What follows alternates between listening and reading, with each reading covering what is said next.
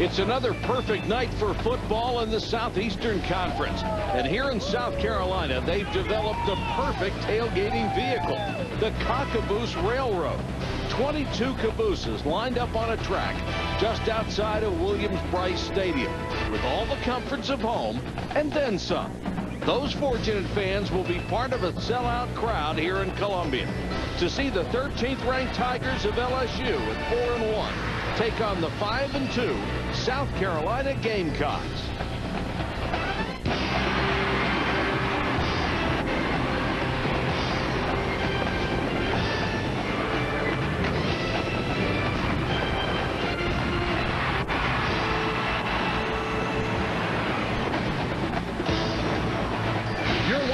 ESPN College Football Primetime, presented by Hampton Hotels. Good evening, everybody. Mike Patrick along with Todd Blackledge. It's great to have you with us. LSU lost for the first time last week, big time, by 30 at Florida. And tonight, Todd, they'll try to show that that was just 1 week and not an indication of how good they really are. Well, the good news for LSU fans is under Les Miles, the Tigers are 6-0 after a defeat. But this is not the same team that won the national championship last year. Offensively, they're still growing with a redshirt freshman quarterback, Jarrett Lee, who will make his third start tonight. Yep. And defensively, they just haven't come up with the same number of big plays as the team did a year ago. But I think the loss can be positive for LSU because it forced them to go back and focus on fundamentals and techniques. I expect LSU to play well tonight.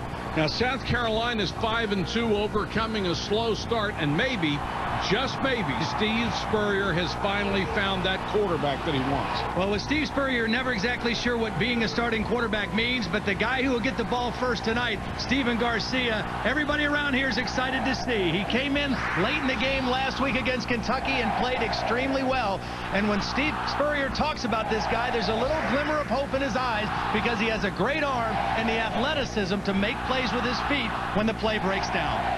Without decades-old traditions to fall back on, former coach Joe Morrison started a new one in the early 80s using the theme music from the movie 2001: A Space Odyssey to fire up the crowd, and they've used it ever since.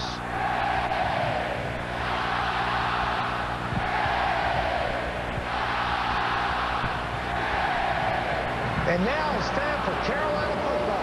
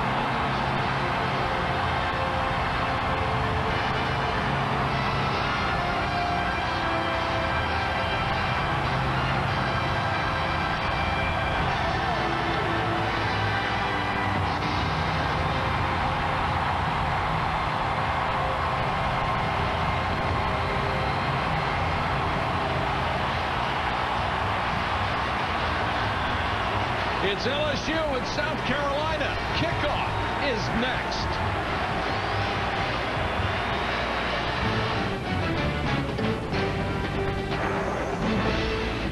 ESPN's College Football Primetime. Brought to you by Papa John's. Order by text message or online at papajohns.com. And Chase Freedom, introducing rewards points you can use like cash. Visit chase.com/freedom. Oh, game day. Yeah, lucky breakfast. Birdwood, your new car's rolling.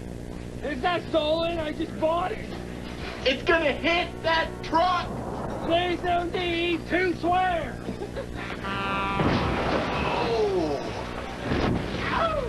Hot car, huh? It's on fire. Do you have new car replacement? Call Allstate to sign up today. Are you in good hands?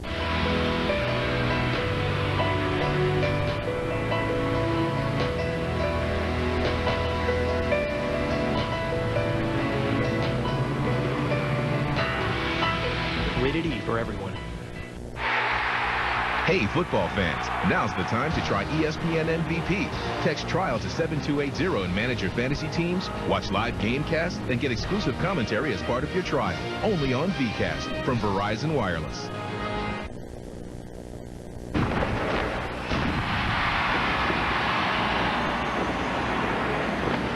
Hey, what's up, you guys? I'm Darius Rucker. Some of y'all might know me from my new country record, or I know a lot of y'all might know me from Hootie and the Blowfish. But what I'm here to talk about today is the mighty, mighty Gamecocks. I got a message for Les Miles and everybody at LSU. It's time for us to start getting respect, and today is the day it starts. Go Gamecocks. Beat LSU. Well, what a great run of hits they had with Hootie and the Blowfish. Coming up on our show tonight, we'll tell you about the man on the LSU sidelines who is helping power the Phillies' run to the World Series. Also, think you all know everything about Steve Spurrier? We'll find out when we play Do You Know? And Taste of the Town goes upscale. Todd actually used a silverware and a cloth napkin this week. We'll see why. Had some goodies.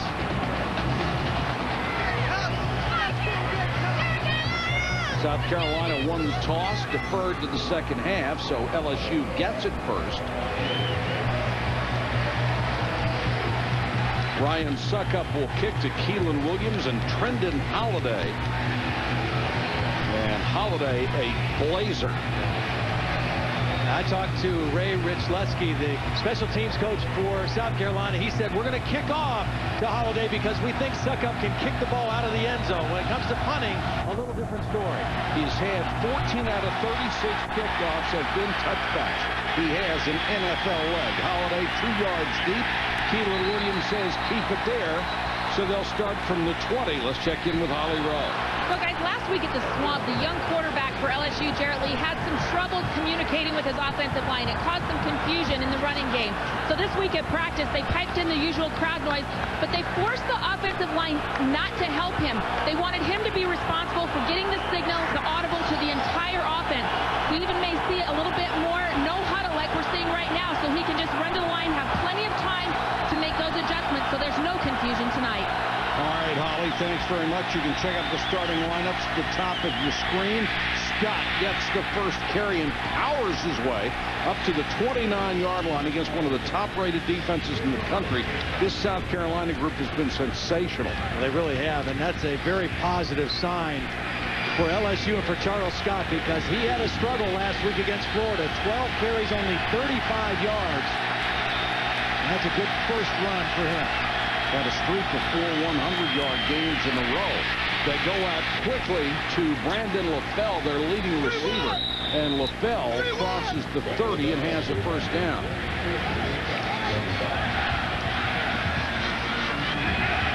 South Carolina defense a little different in the way they line up. 4 down linemen and then 2 linebackers and 5 defensive backs. Or 3 linebackers, 5 defensive backs. So they play the spread formations with just their normal defensive personnel. Chris Mitchell, number 86, is in there as a third wide receiver. Here's Scott. And obviously they want to establish him early after those troubles last week. Brought down by one of the 2 big inside linebackers, Eric Norwood. He goes 253. Jasper Brinkley, the middle linebacker, is 269 pounds. This is a very physical defense, and especially those 2 guys. Norwood was a defensive end the last 2 years. And in Ellis Johnson's new scheme, they moved him to an outside linebacker, but a very physical presence. Out of the eye on 2nd and 6, play fake. Lee in rhythm, but he missed Brandon LaFell. And Chris Culliver had the coverage. One of the things LSU really hoped for tonight was that Jarrett Lee would get off to a fast start on the road. In Auburn, he got off to a slow start, played well in the second half in a win. Last week at Florida, a very slow start for the entire offense. And then he settled down and played well, but the game was pretty much out of reach before he got comfortable. They need for him to get off to a good start tonight offensively. South Carolina 2nd in the country in pass defense, 3rd in the country in total defense. Big 3rd down here. They come with a blitz. They don't get there, and Lee throws a really good pass, but LaFell couldn't hold it. South Carolina trying to turn up the heat on defense.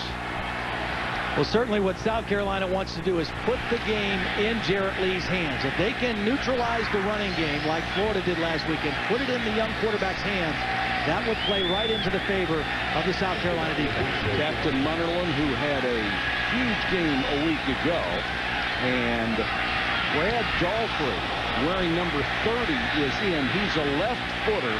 The only way you can tell the difference between these guys, they have two punters. They will exchange numbers, 30 and 38. One of them is a left footer, one of them is a right footer.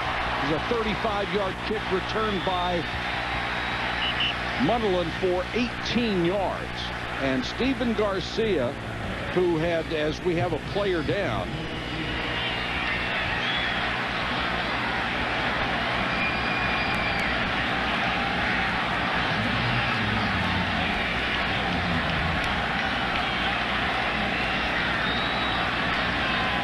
Kirsten Pittman, number 49, appears to be the injured player, and he is being tended to by the LSU training staff. Now they have two number 49s. T-Bob Hebert is the other one when he checks in as a blocking back. I think that's who that is right there. And he is the son of Bobby Hebert. You remember him as the outstanding NFL quarterback. And this is his son, a freshman from Norcross, Georgia. Fortunately, he is up, but not able to put any weight on that left leg.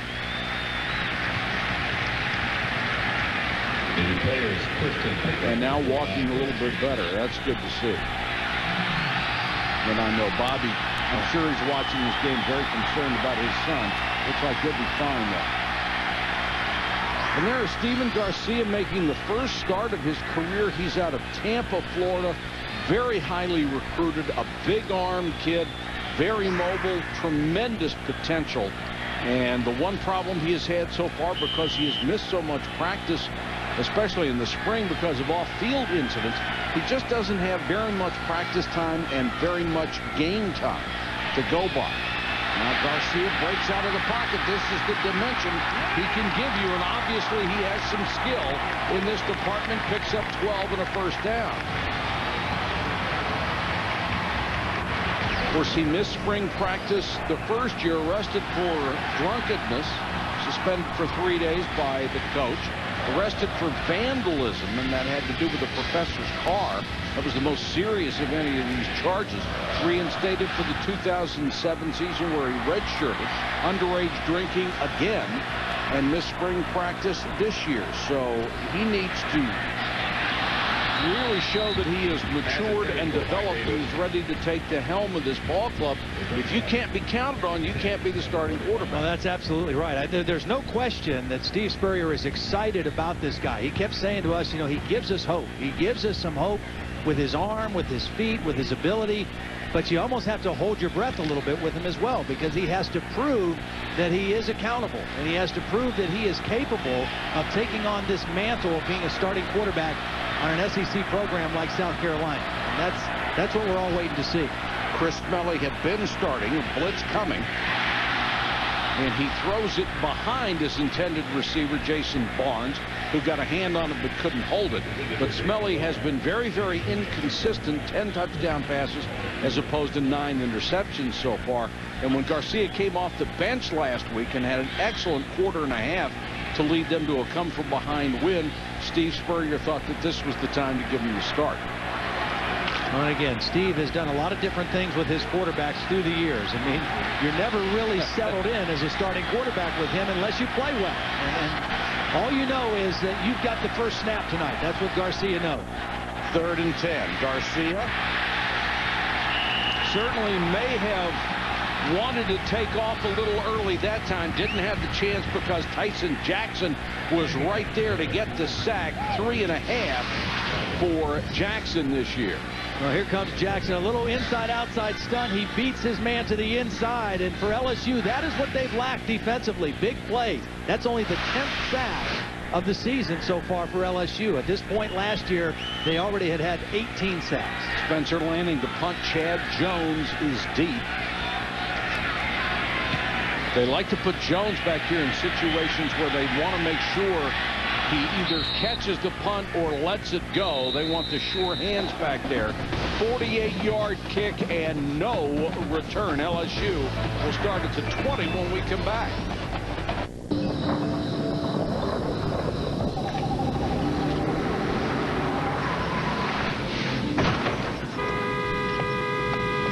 Miss Davis, this is OnStar. I've received a signal you've been in a crash.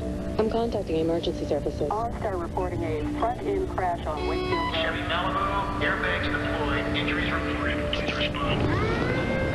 Ma'am, help is on the way. Okay, and I'll stay on the line with you till they get there. Automatic crash response, built into 11 Chevy models. Introducing new Hershey's Chocolate Dunkers from Pizza Hut. Freshly baked treats served with chocolate dunking sauce. Now get them with the Sweet Meal Deal. 2 medium pizzas with breadsticks and dunkers, just $19.99. The Sweet Meal Deal, only from America's favorite pizza. Most incredible thing I've ever seen. If I can control it, I can use it. Come on. The Incredible Hulk. Own the 3-disc special edition for a limited time Tuesday. Hey, Greg's phone. Greg doesn't have AT&T, so we got 0 bars here in Brussels. So thanks for the call about hopping on the train and heading to Paris for the weekend. Looks like you won't be hearing from us. Instead, we're going to hang at this hostel with the Techno Twins, Claude and Peter. For the best coverage, switch to AT&T. More bars in more places. Get our exclusive LG Shine for only $49.99 and get one free.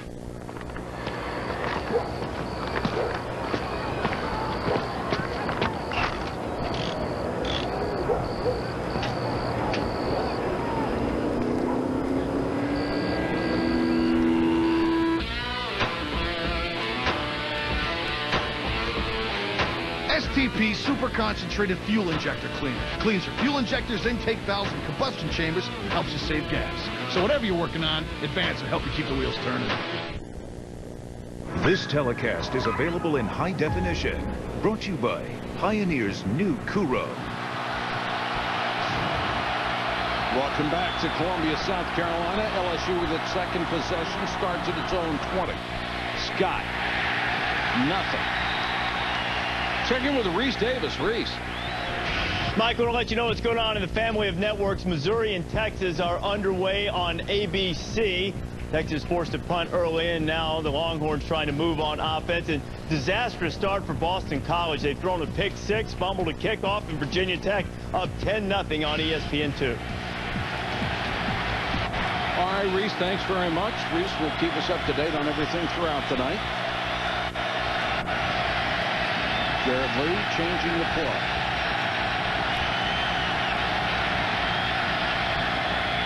Straight back to throw. 4-man rush. And LaFell makes the catch up at the 32. They indicate it was a good catch off the shoe top. A nice safe pass. You got maximum protection. Both backs are in, so that means you've got 7 guys blocking for your quarterback off the play fake. Ball's a little bit low, but LaFell does a nice job of coming back to the quarterback to make sure he gets his arms underneath the football. And it had to be there too, Todd, because Captain Marlin was right there on defense. Out of the eye this time. Scott again. Flag is down. And Scott upended at the 37-yard line. Well, already, regardless of what this penalty is, already LSU is off to a much better start than a week ago. I mean, they gave up a touchdown on the 3rd play of the game to Florida, and in the first quarter they were outgained 186-4. Illegal formation. 6 men on the line of scrimmage against the offense. 5-yard penalty, remains first down. LSU, a lot of talent on the football team. Charles Scott, their leading rusher, averaging 114 yards a game. Hopes for a big one tonight. Their leading receiver is the guy who just made that catch 2 plays ago, Brandon LaFell. 29 catches, make that 30 now in the year. And probably the second favorite target for Jared Lee is inside the tight end, Richard Dixon, a junior out of Ocean Springs, Mississippi.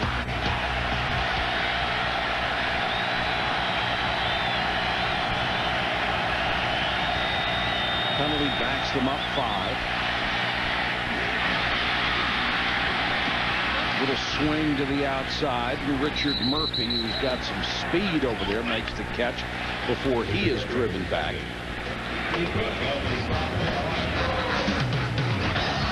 Well, this was last week. The third play for Florida. It was actually a play where Danny McCrary was in position, got a hand on the football, but there was no safety help over the top. It was a blown coverage, and just like that, Florida had a 7-0 lead. And Les Miles told us last night at their hotel it was 17-0 before they even could take a breath. They were out of that game quickly.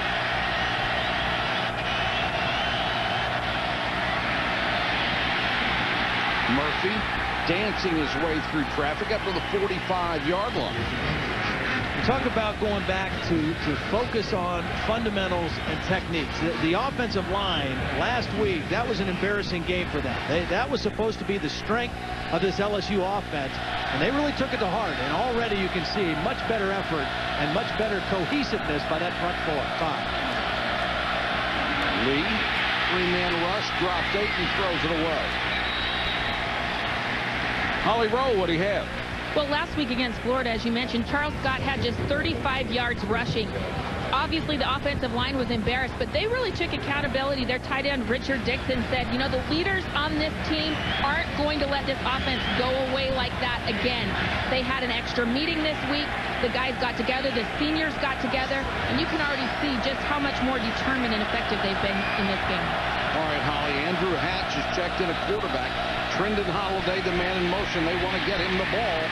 Holiday with a blinding speed, close to a first down at the 45-yard line. And Murphy, the backup running back, was leading the way and gave him a block. Well, I think getting the ball in the hands of Trendon Holiday is very important for LSU. Coming into the game tonight, he only had 9 offensive touches. But when he touches the football, good things usually happen.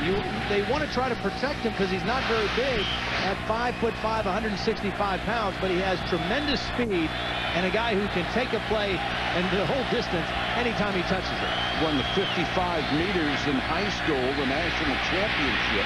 Hatch under pressure. Gets to the 40 and got out of bounds.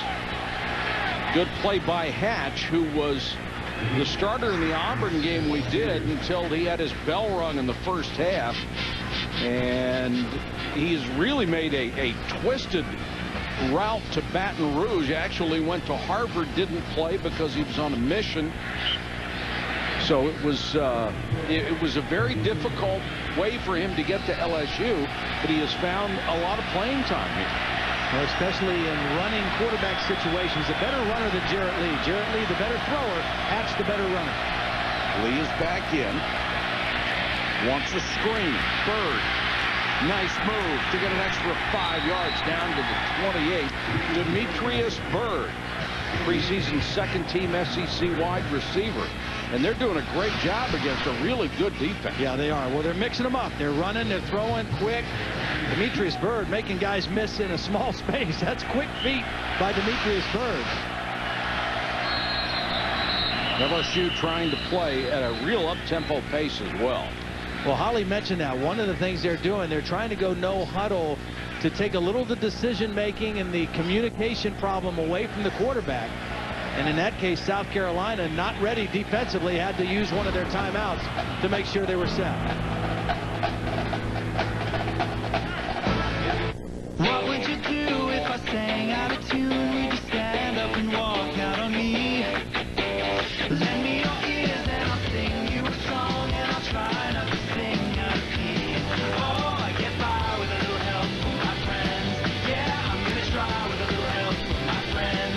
Oh, I get by with a little help from my friends, with a little help from my friends.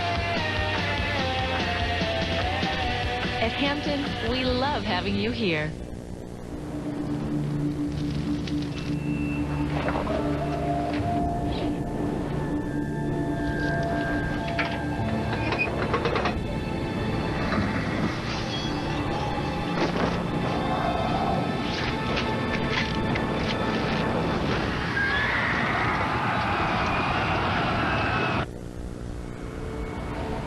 The all-new H3T, the most versatile Hummer ever. I'll go medium, please.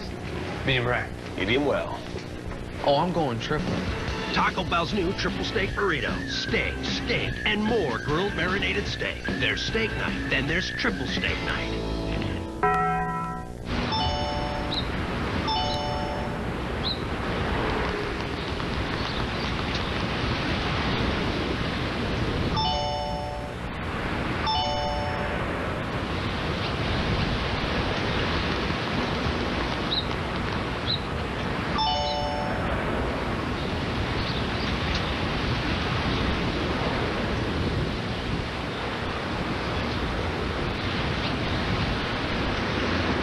The Broncos take on the Patriots at 8:30 on ESPN Monday Night Football.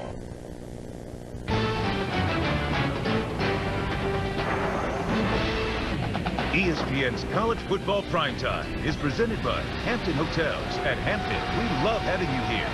And Hummer, like nothing else. LSU driving in a scoreless game here in Columbia, South Carolina. Hatch is back in at quarterback. So is Trendon Holiday. This is the package they're probably going to use, both of them. Let's go to Reese Davis. Reese. All right, Mike, Taco Bell studio update. I told you about the disastrous start for Boston College against Virginia Tech. Macho Harris tips the ball into the air, and Brett Warren, the inside backer, is there to pick it and take it into the end zone. That's the only touchdown so far. Hokies have added a field goal. It's 10-0. Pick six is a killer. Good defensive play by South Carolina. That'll be negative yards. And Todd, you talked early about the rhythm LSU wants to play in. Why is that easier for a quarterback? Well, the reason it's easier is because if you go without a huddle and you don't substitute, now this time they're substituting, it forces a defense to just kind of line up and show their hand and play. And there's not as much cat and mouse. There's not as much necessity to audible at the line of scrimmage because the defense has to line up and expect a quick count or a hurry-up tempo. And so that takes the pressure off the quarterback by doing that. Lee comes back in on 3rd and 13. All-out blitz coming. Lee had to rush it because of the blitz, and that's nowhere near a first down. The pass underneath. When you got to like Ellis Johnson, the new defensive coordinator, he's put together quite a unit. Yeah, well, he's bringing some pressure from the outside, and that's going to force Jarrett Lee to kind of drift a little bit. Here comes the pressure. He drifts to the right of the pocket and then doesn't get a whole lot on that throw. And by the time it's corralled, the defense is there to stop it well short of a first down. That was a good defensive stand in their own territory. Colt David will try from 48 yards. And right down the pipe. LSU takes the 3-0 lead. And when we come back, we'll tell you about the man on the LSU sidelines who's helping power the Phillies' run to the World Series.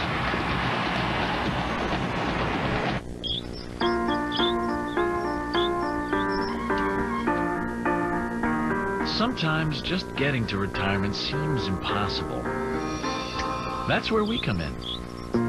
As one of the nation's 401k leaders, the principal offers many simple ways to plan for retirement, making it easier for you to get where you're going. The Principal Financial Group will give you an edge. Wait a minute, come on.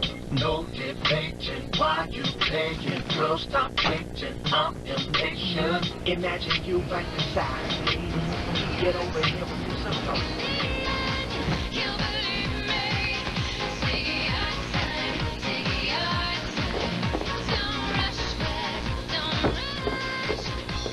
Do you know Game Day? Go to collegegameday.com to find out. ESPN College Game Day built by the Home Depot. Saturdays at 10 a.m. Hi, welcome to Raising Cane's. Thanks. You know Cane's is all about one love. What's one love? It's chicken fingers that are always fresh, never, ever frozen. A friendly crew, a fun atmosphere, and a perfect chicken finger meal every time. That is one love. Raising Cane's chicken fingers. One love. You know, you're getting pretty good at this. It's Duplessis Pontiac Buick GMC, where the deals are. And right now at Duplessis, save big on gas-saving Pontiacs, luxurious Buicks, GMC trucks and SUVs. Now is the time to take advantage of the Duplessis low price, because time is limited. And you can save right now. The inventory, the prices, the service. It's only at Duplessis Pontiac Buick GMC in Gonzales. Duplessis, it's where the deals are. This week on Monday Night Football, Jake Cutler and Brandon Marshall lead the Broncos' high-powered offense against Matt Castle, Randy Moss, and the New England Patriots. Monday Night Football on ESPN at 8:30. Coverage begins at 7 Eastern with Monday Night Countdown delivered by UPS. LSU with a 3-0 lead. To kick off to Captain Munnerlyn, who had one return, his first of the year last week for 84 yards. You might imagine that's why he's back in there this week. Returnable from the 17-yard line. Whoa. Wow. Didn't have much room to get a return after he caught that ball. Let's check in with Holly. Well, guys, I'm down here with a pretty special bat. This is a bat used by Ryan Howard of the Phillies. It's from the Marucci Bat Company. Surprisingly enough, in his day job, Jack Marucci is the head athletic trainer for LSU. He supervises 20 different varsity sports. But on the side, he started making bats by hand for his 7-year-old son, Gino. It kind of took off, and now he has 60 major leaguers that use these handmade bone-rubbed bats. They actually use maple and ash from natural-grown trees in Pennsylvania. They use the same style that Babe Ruth and Lou Gehrig used, and they rub them with a bone from a cow's femur to help seal the wood and harden it. Guys, it's working out pretty good because the Phillies, about 6 of the guys on that team use these bats, and you might have heard they're going to the World Series. Holly, that's pretty good publicity, isn't it, when one of your main clients is doing that well? And, of course, ash, there is such a controversy in Major League Baseball now over maple bats and the way they shatter. He'll keep this one on the ground to Davis, and Mike picks up a couple. I'll tell you what, those bats are really beautiful, too, because Jack made 4 of those for my boys. The Blackledge boys each have their own autographed model of the Marucci bats. They all chose different styles and colors, but really a great piece of workmanship. And a South Carolina player is down. Jamon Meredith, number 77, who was the starting left guard, a senior, 6'5", 297, gets up slowly. Probably the most experienced of their offensive linemen up there, kind of trying to walk off on his own power. And early in the year, Steve Spurrier was really upset with that offensive line. He says you can have quarterbacks, wide receivers, running backs, all the greatest plays in the world drawn up. If you can't block anybody, you can't use any of them. Yeah, that's kind of been a problem, I think, for him here. I mean, the offensive line in his time here has not been particularly strong. And then he hasn't really had the kind of quarterback that he was accustomed to having at Florida. That's why everybody's wondering if Steven Garcia is going to be the guy. But even if he is, he better have guys blocking for him in front, especially against a defensive front like the LSU Tigers. 3rd and 1. We have a red zone alert for you for Boston College and Virginia Tech. And on second effort, it looked like Garcia got very, very close to that yellow line, which would indicate a first down, and now they're not even going to measure it. So he's got it. Well, it's interesting because Steven Garcia, even though this is only his first start, coming into the game tonight, he was the 2nd leading rusher on the football team behind starting tailback Mike Davis. I mean, he is a mobile guy and has the ability to make some people miss. Another player down. That's Drake Nevis, a backup tackle. And you got the feeling, talking to the coaches this week, that they thought the most physical team was going to win this game. It was pretty obvious they thought this would be a smash-mouth ball game. And we're seeing people dropping early. On LSU already with a little bit of a depth issue at the defensive tackle. Ricky Jean-Francois out for the 2nd game in a row. Did not play last week in Gainesville. Has a groin injury. He is still home in Baton Rouge. Drake Nevis was the guy that was playing in his place.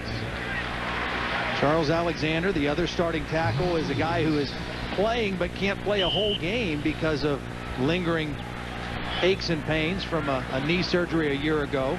And Marlon Favorite is the other guy they expect in that rotation, so they are getting very thin inside.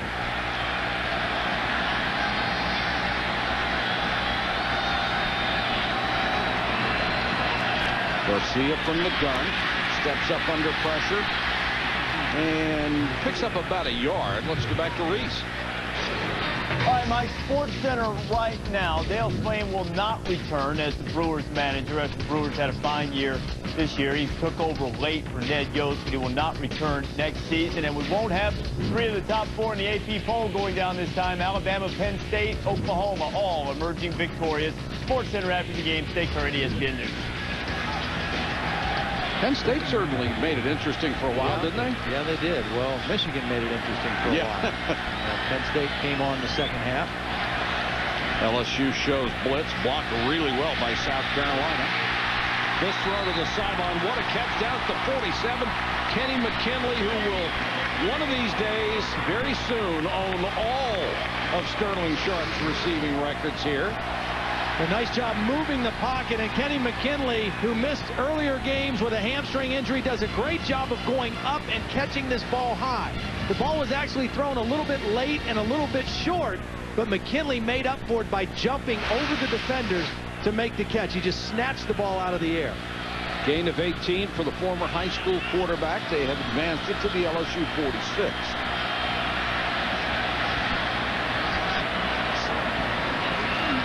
Garcia to Davis. Takes it to the left side. Check it. That's Eric Baker. He coughed up the football, and LSU has it. Well, he can't get up off the ground like that. I thought he was on the ground when he had the football. Coleman, the safety, knocked it loose. Eric Baker is a young freshman out of Jacksonville, Florida, that they wanted to get in the game. It's clearly a fumble. He's hit and the ball is out. I just thought right there he was down when he picked up the football. Coleman is. Then he fumbled it and picked it up again. Yeah. So if he had possession when he was down, it's down. Again, a big play for the LSU defense. Coming into the game tonight, this LSU defense had only forced 4 takeaways, 1 fumble and 3 interceptions. Tied for fewest in all of college football, and that is a big play that this defense has lacked, and all of a sudden now LSU with excellent field position again. Eric Baker has some speed. They wanted to see him get some more action, but not if he's going to cough up the football. That will not endear him to Steve Spurrier. He took a shot on that fumble too. I mean, I think he's a little cloudy right now, sitting over there on the bench. Now, I believe they're going to review this, and what it will come back to is that there was possession, but the recovering player was down, then got up and fumbled it again. That was really a good defensive play by Harry Coleman. First of all, he maintained outside leverage on the play. He forced the guy back inside, and not only did he do that, he put a hard stick right on the football and knocked it loose from Eric Baker. See, just the way Eric Baker fell at the end of that play, he just looked like he was a little bit woozy after that hit. Big time play by Harry Coleman.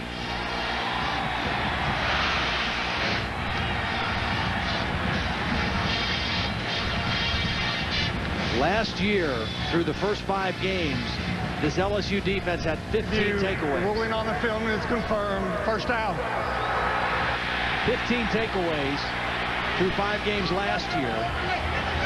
They were plus 11 in turnover margin through the first 5 games.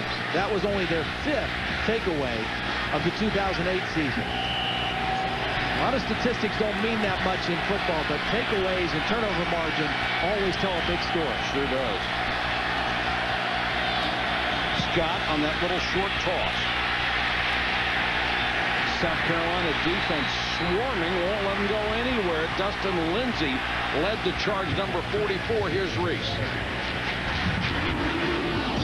All right, guys, let's check in right now. Sports Center in-game update, Missouri and Texas. Here is Colt McCoy keeping the ball after faking to Obaniah. The only touchdown so far, though the Longhorns on the move again, up 7-0. Well, Colt McCoy, I'm not sure anybody's playing any better football than he is right now. Just Big 12, a conference of quarterbacks, and Colt McCoy playing as well, if not better than all of them. Andrew Hatch back in. He'll keep it. Tell you what, this South Carolina defense, one thing that they have done extremely well all season, well, they've done a bunch. I mean, they lead the SEC in total defense, but their offense has turned the ball over 20 times, and they've only allowed 27 points off of those turnovers. That was now the 21st South Carolina turnover, and all of a sudden it's 3rd and 10. They had to come on the field in their own territory, and 2 plays netted LSU 0 yards. They really suck it up after the offense puts them in a hole with a turnover. 3rd and 10. Lee back in. Sets in the middle of the pocket, throws down the middle and dropped right in the hands of Brandon LaFell. A perfect throw from Jarrett Lee, and he dropped it. Yeah, that's a catch LaFell has to make. He's in the slot. Number 1, he's working on Stoney Woodson, and he beats him. And it's a perfect throw by Jarrett Lee right over the linebacker Marvin Sapp's hands. And LaFell, that's just one he's got to come down with. Just lost concentration. You could see him turn his head ever so slightly to look downfield, and the ball bounced right off of his hands. Dalfrey is into punt.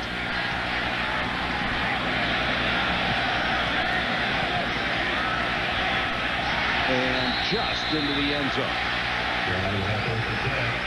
Great effort by Chad Jones, but he can't keep it past the white line. Let's go to Holly. Guys, lots of injury updates out here. Jamon Meredith, the offensive lineman for South Carolina, will likely return. He's got a right ankle sprain, but he is going to try to give it a go. T-Bob Hebert looks like he's done for the night with a left knee injury. And Drake Nevis, the defensive tackle, they are examining the right upper ankle. He took a blow on the side, that bone right up the ankle. Looks like he is going to try to give it a go. All right, thank you, Holly.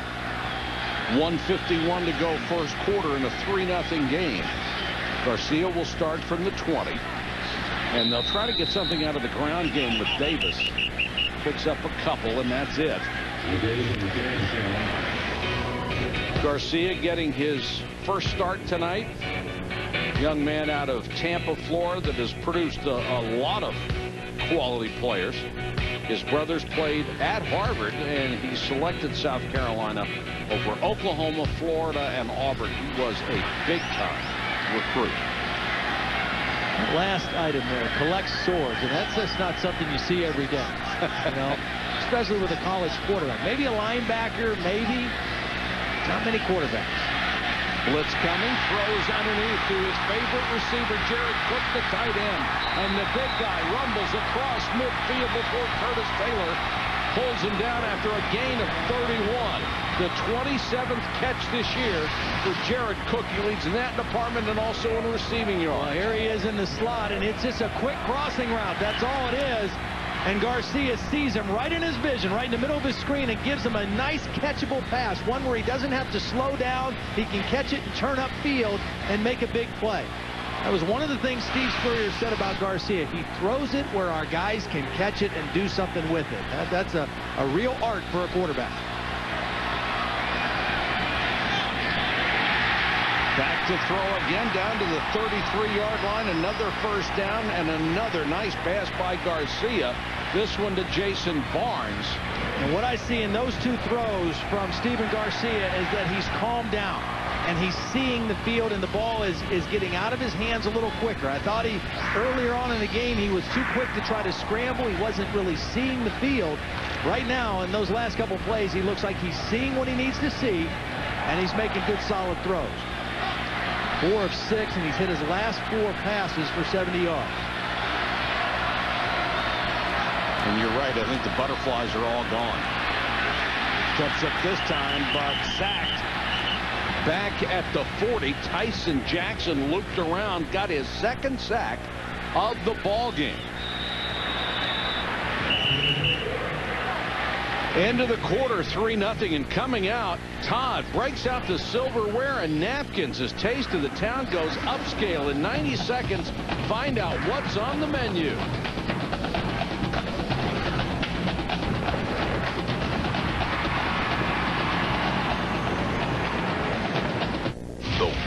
Days of Poker main event, Tuesday at 9 on ESPN.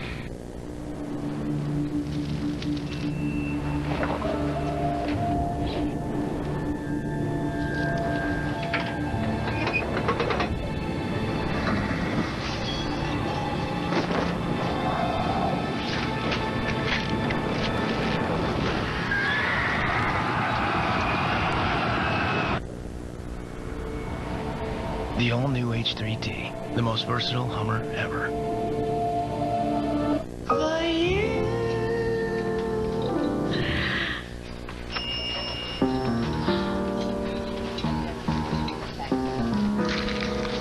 If you're gonna eat $5, shouldn't you get your money's worth? Now, Quiznos has 6 delicious large deli favorite sandwiches for only $5 each. All toasted to perfection. Try the new $5 large Primo meatball today. Toasted, melted, delicious. Quiznos, love what you eat. What do you want as your reward? I want to take all my ladies out to a really nice dinner. Hey, daddy's gonna sit right between. Hello, hello. Chase Freedom introduces rewards points you can use like cash to get anything you want. I want a new house. For Rufus. Oh, Rufus, what kind of house would suit you? With the Chase Freedom credit card, use your points to get any item, any place. Freedom matters. Chase what matters. 3-0 LSU as we get ready to start the second quarter, but it's time for Todd's Taste of the Town, brought to you by Chase. I found that Columbia, South Carolina is home to several excellent restaurants, and one of my favorites is a place called the Blue Marlin. It's been here for 15 years, and it's actually located in what used to be an old train station. The restaurant features low country cuisine, including their signature dish, shrimp and grits. Here's what makes this dish special. It starts with grits that are milled across the street at the Adela Milling Company. Then they cook them for 3 hours in chicken stock and milk and a touch of cream. They saute local shrimp and andouille sausage, and the dish is finished with some tasso ham gravy. Now, you start this meal with some she crab soup, some fried green tomatoes, and you've got yourself a Southern spectacular. Yes, sir. It's actually nice to see you in a place that doesn't have a garden hose in the living room to wash everything down, including the customers. I am versatile, mobile, and agile when it comes to eating. You're hostile. Garcia. This is what he can do. Got a chance to get the first down, cuts back, and he's very, very close. Right at the sticks at the 23. You can check out all of this season's Taste of the Towns at ESPN.com and search Taste of the Town. I realize this was a more upscale meal, and I'm very happy for you, but you still got things in there like grits and gravy. Well, yeah, but just not as much gravy. It was a special gravy, a tasso ham gravy. Well, you know, okay. And the grits and the. I'm trying to be nice. Yeah, it really was an excellent restaurant. It looked like it's a place I've been several times here, and Columbia really is a great place for food. There are a lot of excellent restaurants here, but the Blue Marlin, one of my all-time favorites. Garcia did get the first down. That was a big-time play. He wasn't at this one over the middle. That should be, and flags come from everywhere. Chris was intended for Barnes, and it looks like he really got twisted around, and it was another good throw by Garcia. Yeah. Garcia looks so comfortable right now. I mean, he is getting rid of the football. He's hitting his last step of his drop. He knows where he wants to go with the ball, and it's out of his hand. And he's accurate. You know, so many times you see quarterbacks throw the football, and it might be a completion, but the receiver has to wait for it or reach behind. Pass interference, number 29, defense. 15-yard penalty from the previous spot, automatic first down.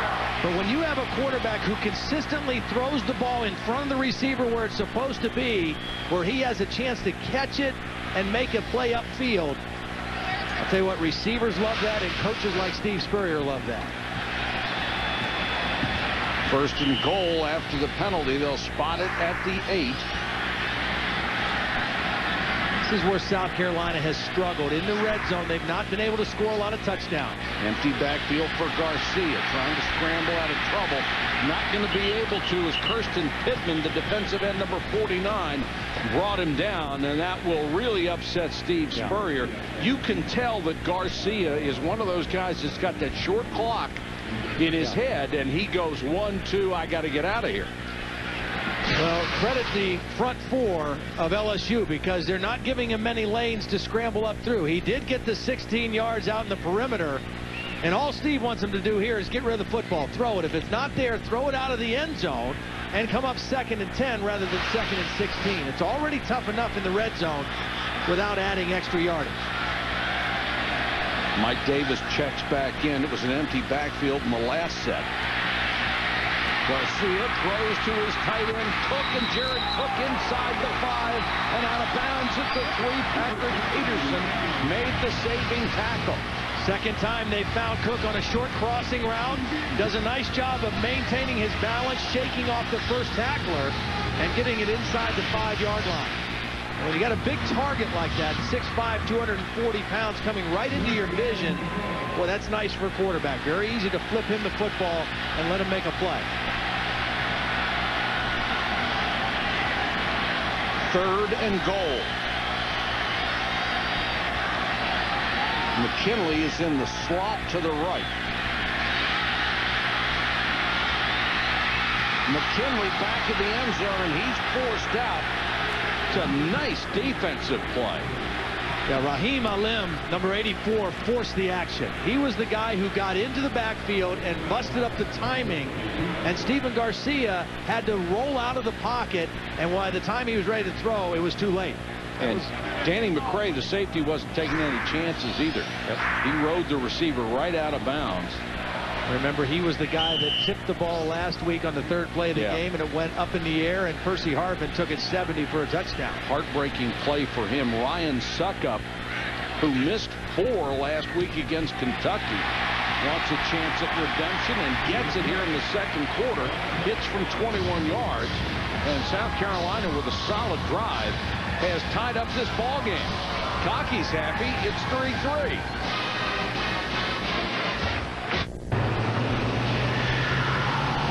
Seconds before an accident, the M-Class senses the collision and closes windows in preparation. Dual-stage airbags then deploy on impact, while the advanced crumple zone and cabin design absorb and deflect energy around the passengers. Safety innovations we're proud of at Mercedes-Benz, and ones we hope you never get to see. Test drive the newly redesigned M-Class today.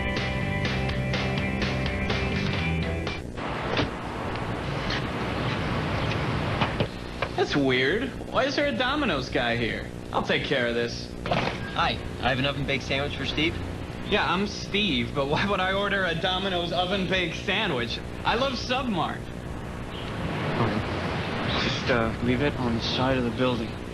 Poor guy was lost. Introducing Domino's oven-baked sandwiches. 4 flavors baked at 450 degrees and delivered right to your mouth. Just $4.99. Domino's. You got 30 minutes. Save by Zero.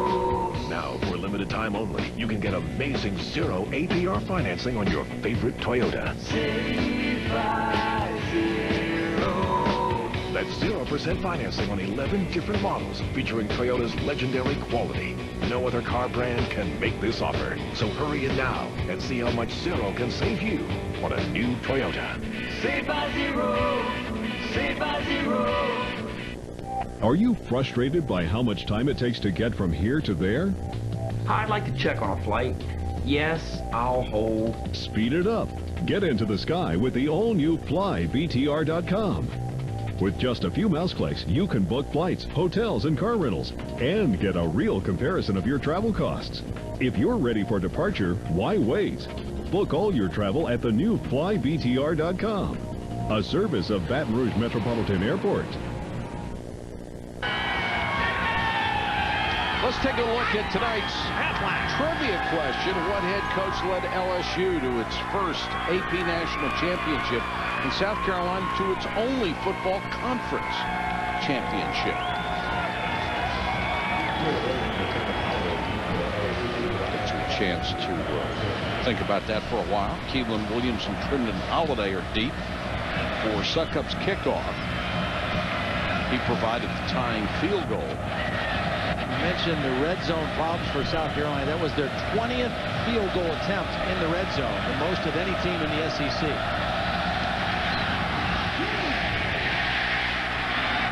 Williams a yard deep. Fakes the reverse. And even when they don't give it to Holiday, they want to use his presence to try to get something to happen. Let's go to Reese. Mike, and Todd, Texas is absolutely dominating Missouri. Still in the first quarter, Colt McCoy scored 1 touchdown. Chris Ogbonnaya has a second. Longhorns have the ball in Missouri territory again, up 14-0. And the baseball game, ALCS Game 6, tie at 1, Tampa Bay and Boston. All right, Reese, thanks very much. LSU will start from its 22-yard line. And South Carolina defense, after struggling a little early, has really stepped it up here. Well, again, you got to keep in mind as you take a look at what LSU has done so far tonight. This defense, they're not doing it with smoke and mirrors. I mean, they're the best defense statistically in the league, only allowing 241 yards per game and only 3.2 yards per carry when it comes to playing defense against the run. And they're legit. They're strong up front and they're fast in the back end, and they all like to hit. Scott takes it out to the 29. That's still about 4 yards shy of a first down. Culliver up from the safety spot, and both of these safeties will hustle up and run support. Well, Emmanuel Cook is, he's their leading tackler, 56 coming into the game. But you look at their numbers. I mean, it's Ellis Johnson, who was at Mississippi State the last 4 years, has done a wonderful job in his first year here. Lead lost the football. Just dropped out of his hand. He dives on it, and a flag down after the fumble recovery. Yeah, I think you're right. That ball just fell out of his hand. I don't think he double clutched it or tried to stop from throwing it. I think he just dropped it. Would have been a hold after the fact. I think that's what it is.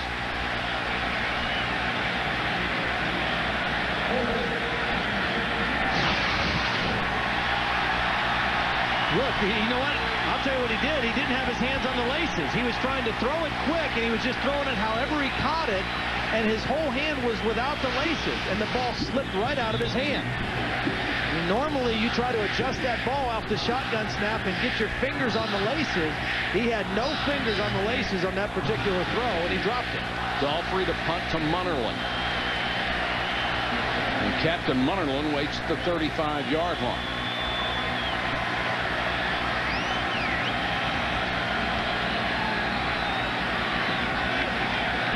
We were just talking about that this weekend, that South Carolina used to have a quarterback, Dondrell Pinkins, who always threw without the laces. He didn't care. Most quarterbacks need them. Pressure. They get it out of there. And Munnerlyn will have to let it roll, and it takes a good roll for LSU down to the South Carolina 42-yard line, a 36-yard kick. And now the answer to tonight's trivia question: what head coach led LSU to its first AP National Championship and South Carolina to its only football conference championship? Todd got this right this morning.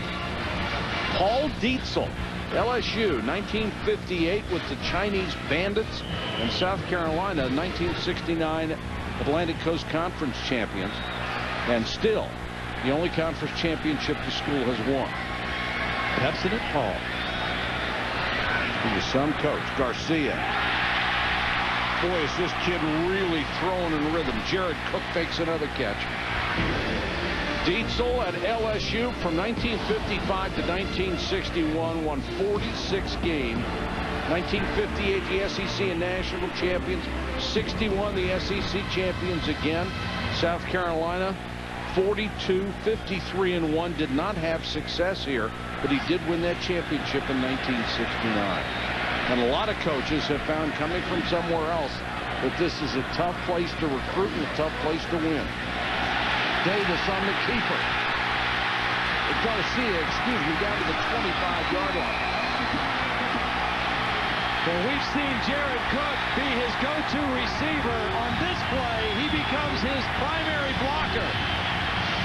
I think this is a design quarterback run, but watch 84 Jared Cook get the key block. He will not let his guy go, and that seals the corner for Stephen Garcia. Chris Hawkins was the guy Jared Cook blocked, and Stephen Garcia showing you why Steve Spurrier, I'm telling you, when he talked about him, when we saw him in practice, he just had a little glimmer in his eye, like maybe, just maybe, this is the guy I've been waiting for. How many times did he say he gives us hope? Yeah, several. I mean, more than 4 or 5, that's for sure. And you can see why. I mean, this kid has not only thrown the ball very well, but he has run very well. And at 6'2", 221 pounds, he gives you something extra when he gets to that outside.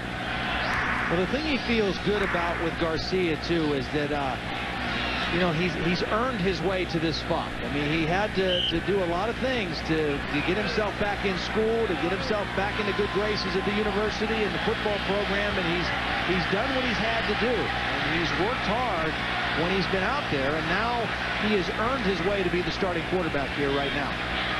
Davis, the tailback, as they have reached the 26, they work out of the eye. Davis gets the carry.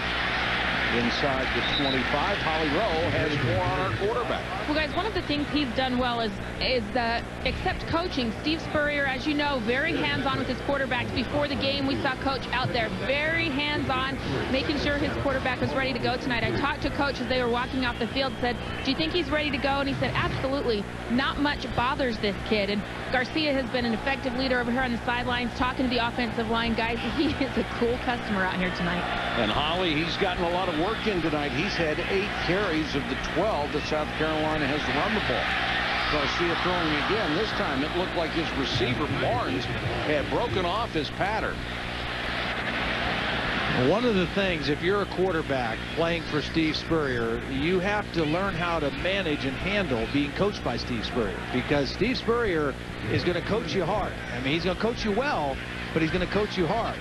And you have to remember, Steve Spurrier is as fierce of a competitor as anybody I've ever been around. So you got to be able to take what he's teaching you and how he's coaching you, but also be able to handle it when he gets on you a little strongly, because Steve thinks he could go out there and still get it done, I think, most of the time. Probably could. Blitz coming. Garcia somehow got away, keeping his eyes downfield, but LSU did a good job covering up after he beat the blitz. Harry Coleman came flying in, and Garcia somehow got away from him. Yeah, safety blitz, he times it. See, whenever a safety can hit this on the run without having to slow down or stop, there's no way a lineman can pick him up.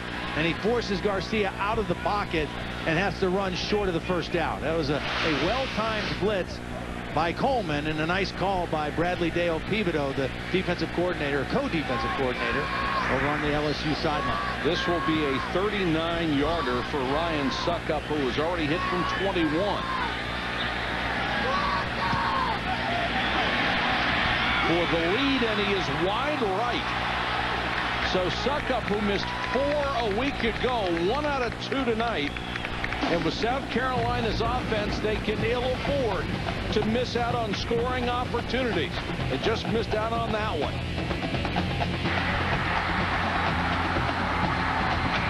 ESPN360.com, your online home for live college football. M is for Martinsville. Leaving a mark here means muscles, moxie, and maybe a miracle. Jimmy Johnson fights to maintain his lead and hold back a menacing field. The chase continues at Martinsville tomorrow at 1 Eastern on ABC. Hey. Whew. Yeah. You look relaxed for somebody in your condition. It's because I have Aflac. What do you mean? Oh, when I'm hurt and miss work, Aflac gives me cash to help pay bills my health insurance doesn't. You mean like car payments? Mm-hmm. Electric bills? Mm-hmm. Or the rent? Yep. Even food. Chinese is here. Great. I love duck. Aflac. Ask about it at work. It's been an industry leader for generations. Born of a rich performance heritage. Equipped with breakthrough safety features. and wrapped in a classic, timeless look. We believe great cars take a vision not everyone shares. The E-Class, highest-ranked mid-size premium car in initial quality 2 years in a row. Visit your local authorized Mercedes-Benz dealer today for information on special offers. So I asked my dad where he wanted to go for his 60th birthday. Norway, he said, the land of our ancestors. We drank a pint at Ibsen's favorite pub. We sampled the local fare. We got new sweaters. It was the trip of a lifetime, Dad said, until we went to the Hall of Records and discovered we were actually Swedish. 2 tickets to Stockholm, please? Whatever your story is, your City card can help you write it, because City never sleeps.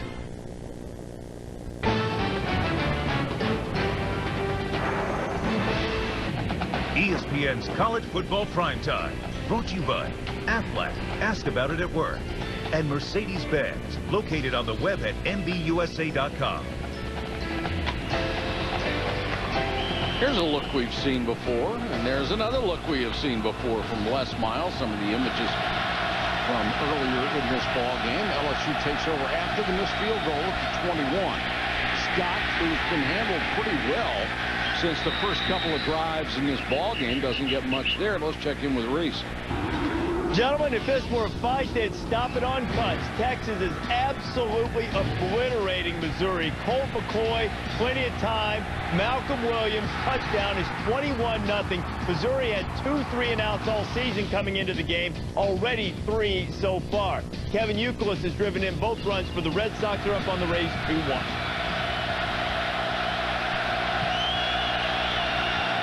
Here, LSU trying to get the offense untracked again. On the delay, they'll give it to Murphy, and Murphy, that scat back speed, tries to get to the outside. No luck. And whatever adjustments South Carolina defense made after the first 5 minutes has been a good one. Well, I think LSU, this is an important offensive possession for them. And even though the score is tied, they got to give their defense a little rest. They got them on a quick count here and should get the first down or very close to it. LSU went with a very quick snap. Again, they've been using a no-huddle approach for a good part of the evening. And that time they caught the South Carolina defense a little flat-footed and got the first down. This is close as Murphy got right to the sticks, and that was it. Again, I just think LSU needs to, it's different than last week. Last week it was 20-0 in the first half before they scored right before halftime. It's 3-3 tonight, so they're not anywhere out of this football game, but they've got to get some offensive rhythm back. LSU gets the first down. They fake it to Trendon Holiday. Hatch comes in, tosses to Murphy. Murphy gets 2, and Lottie Ajiboye makes the tackle, working his way down the line of scrimmage, and obviously South Carolina has done its homework because Ajiboye saw that one coming. Yeah, this is well played by Ajiboye. He has to play inside out on that. He's waiting for the shovel pass. Kind of a little trick play by Gary Croton's offense, but South Carolina not fooled at all. And Ajiboye makes a nice play from his nose tackle position. 2nd and 8.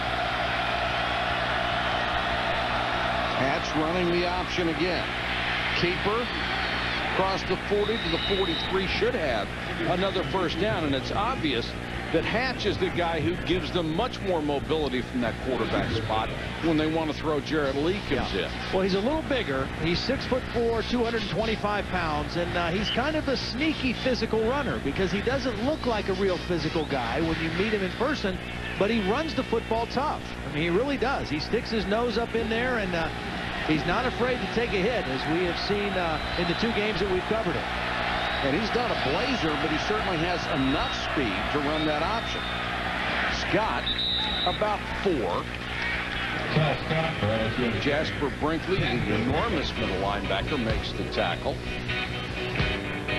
Hatch, the sophomore out of Provo, Utah, a verbal commitment to BYU, ended up going to Harvard, then on a mission to Chile.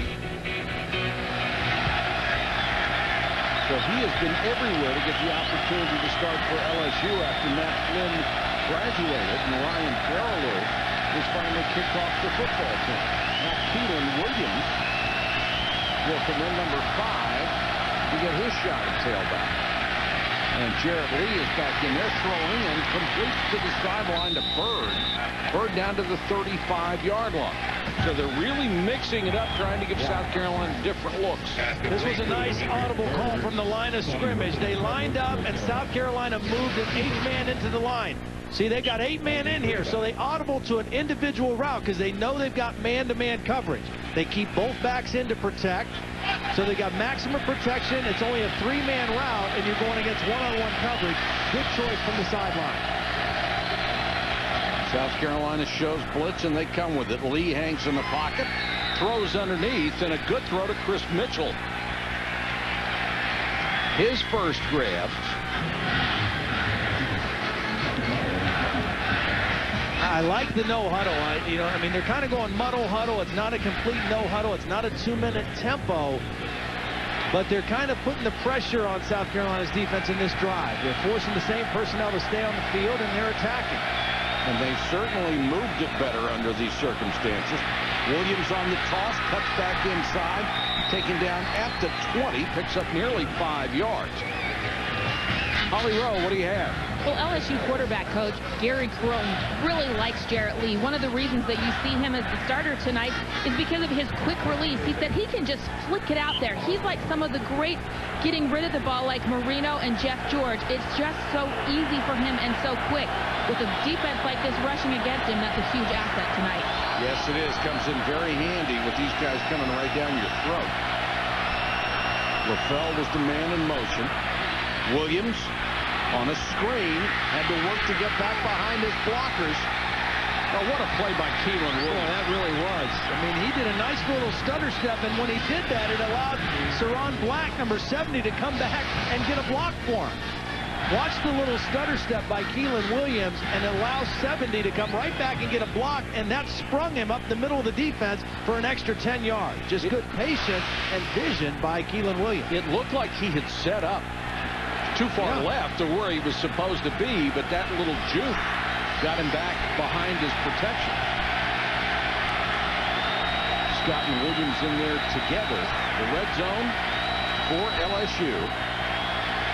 Hatch for the end zone and incomplete, intended for Mitch Joseph, the backup tight end.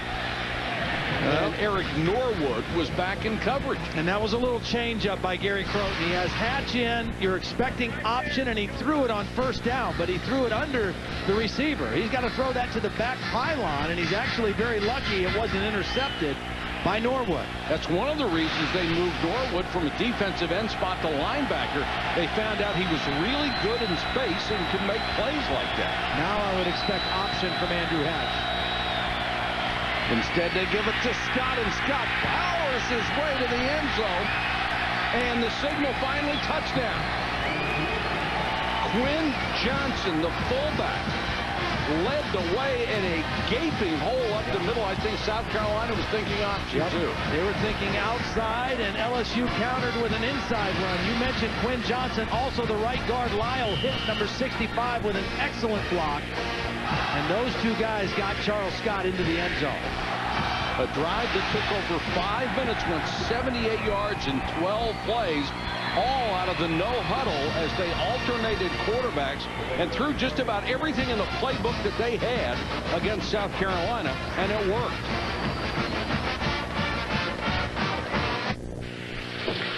World record holder Michael Phelps is the fastest swimmer ever, so I've come to this aquatic center to challenge him to a race. On the internet, I'll be using this 3G AT&T Laptop Connect card. He won't. So I can download inventory reports faster, email business proposals faster, all on the go.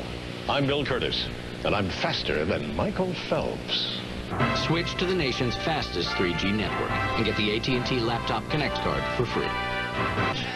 All I have is $5. That's great. We'll go to Arby's and get a full meal. Full meal for $5. Yeah, any Arby's toasted sub, curly fries, and a drink. Yeah, right. You get all that for $5. I'll marry a goat.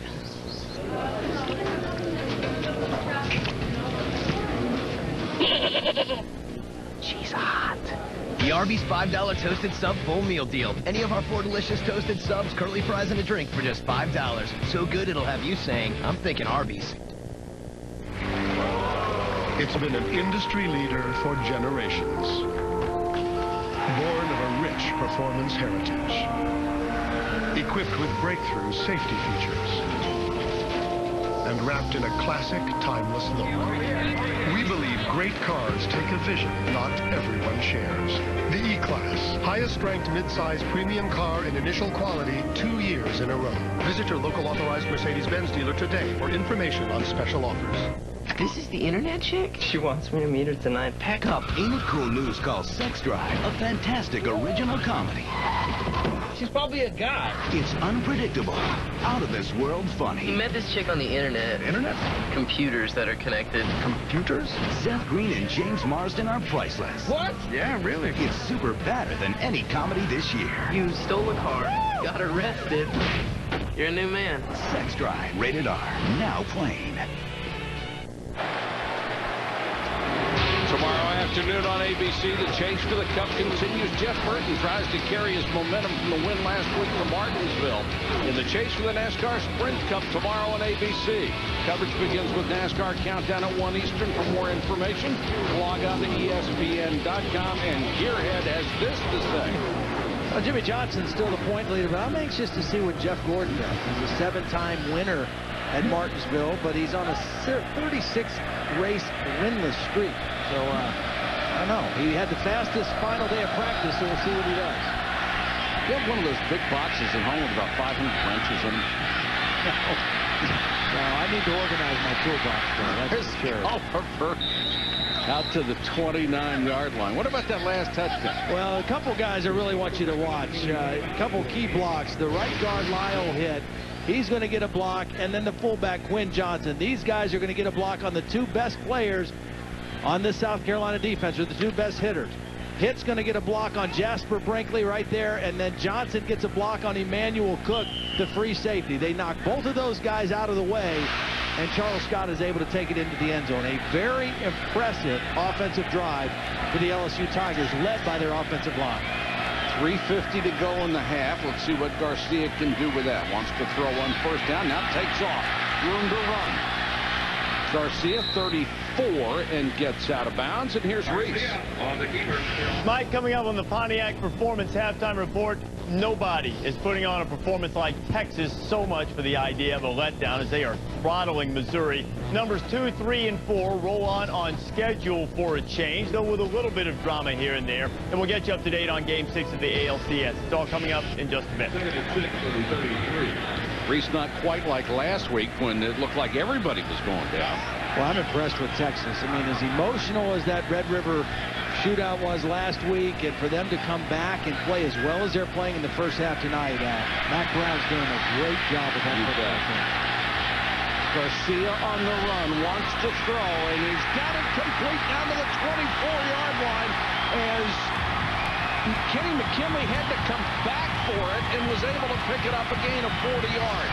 And from what we have seen so far, this kid could be for real. Well, he is. He got away with one here because you don't seldom get away with one throwing late down the field. He throws it late. It's underthrown. But the good news for South Carolina, they had McKinley, their best receiver, on Harry Coleman, who's a safety.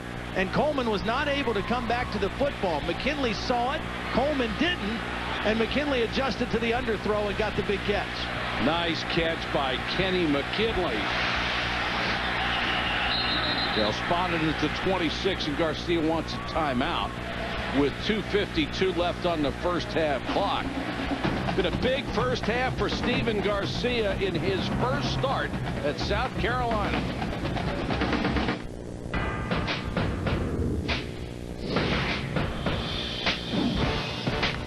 Joey Montoya, Goldwater Scholar. Sierra Carter, Williams-Brice Scholar.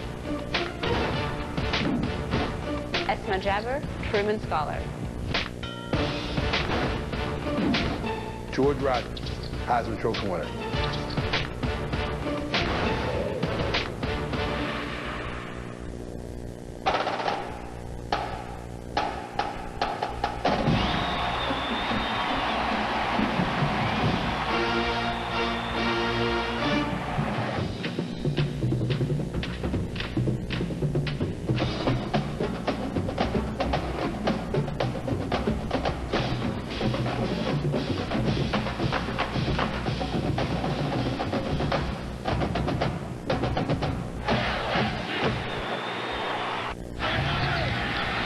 10-3 LSU, but South Carolina driving with 2 minutes and 52 seconds to go in the first half. Steven Garcia in the helm for the Gamecocks. For the end zone and overthrown, intended for Barnes. And he was covered by Jai Eugene step for step. Well, that was good coverage by Eugene right there in his hip pocket. And really took him out of position to make a play on the football. Garcia, after some early nerves, and you mentioned this earlier, has really seemed to calm down and be playing his position with a great deal of confidence, whether he's throwing it or running. Well, he makes you defend everything because he's thrown it well and he's also ran it well tonight. 10 carries tonight for 35 yards. Blitz, and they pick it up. Throws underneath, and this is going to be a touchdown. Wide open Wesley Saunders. 26 yards. Pretty tough to lose Wesley Saunders. He's 6'5", 274. Well, they've hit Jared Cook on the quick crossing route twice in the ball game. This time it's the blocking tight end, Wesley Saunders, and it really fooled the LSU defense. Expecting him to stay in the block, he crosses the formation and ends up with a touchdown.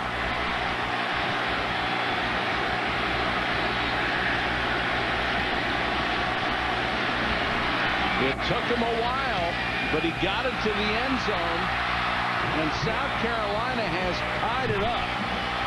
That's a pretty good response from that redshirt freshman quarterback. Well, Wesley Saunders is not Jared Cook. He's here, and he's going to run the crossing route. But watch what happens as this play develops. Right as they get ready to make an adjustment to the play, right here, the official kind of gets in the way here, and the linebacker is not able to run with the tight end. And because of that, he breaks wide open on the left side of the formation. Garcia sees it, gets him the football, and they get a touchdown. Kelvin Shepard, the linebacker, froze for a moment because of the official there, and South Carolina gets a touchdown. You remember what you pointed out earlier about Steve Spurrier saying some quarterbacks throw it so guys can catch it and stride and do what they do best, and that's exactly what it was, a perfect pass. And that drive only took 1:21, 71 yards, and Garcia accounted for virtually all the yards running and passing. Williams and Holiday will be deep for the kickoff that will come with 2:38 left. So a great response by South Carolina after LSU had a terrific drive of its own. I'm impressed with Steven Garcia. I mean, he's settled into the game. He's throwing the ball really accurately. And this is a good defense. I mean, it's not the same defense as they had a year ago, but they've got pressure on him, and they're physical and they're talented. He's playing well.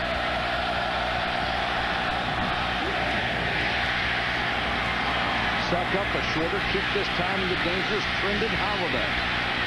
Cross the 25, cross the 30, and out of bounds. Let's take a look back with our Mercedes-Benz drive recap. Well, LSU, the last time they had the football, an impressive drive. 12 plays, 78 yards. They did it throwing, they did it running, they did it with two different quarterbacks. Both Jarrett Lee and Andrew Hatch were involved in it. And they worked the ball right down the field. They let their defense rest, and they took a brief lead on Charles Scott's touchdown run to cap the drive. A very impressive drive the last time the Tigers had the football.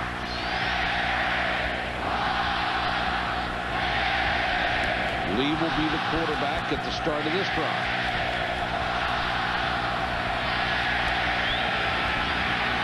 Lee with time, throws too high. Intercepted by Carlos Thomas.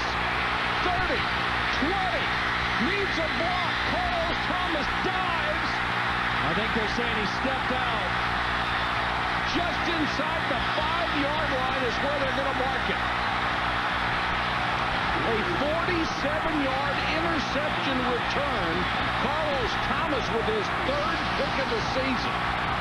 Well, they've got excellent protection for Jarrett Lee, but the ball sails. It's high and it's behind the intended receiver, Tolliver. A poor throw by Jarrett Lee, and Carlos Thomas comes up with the interception.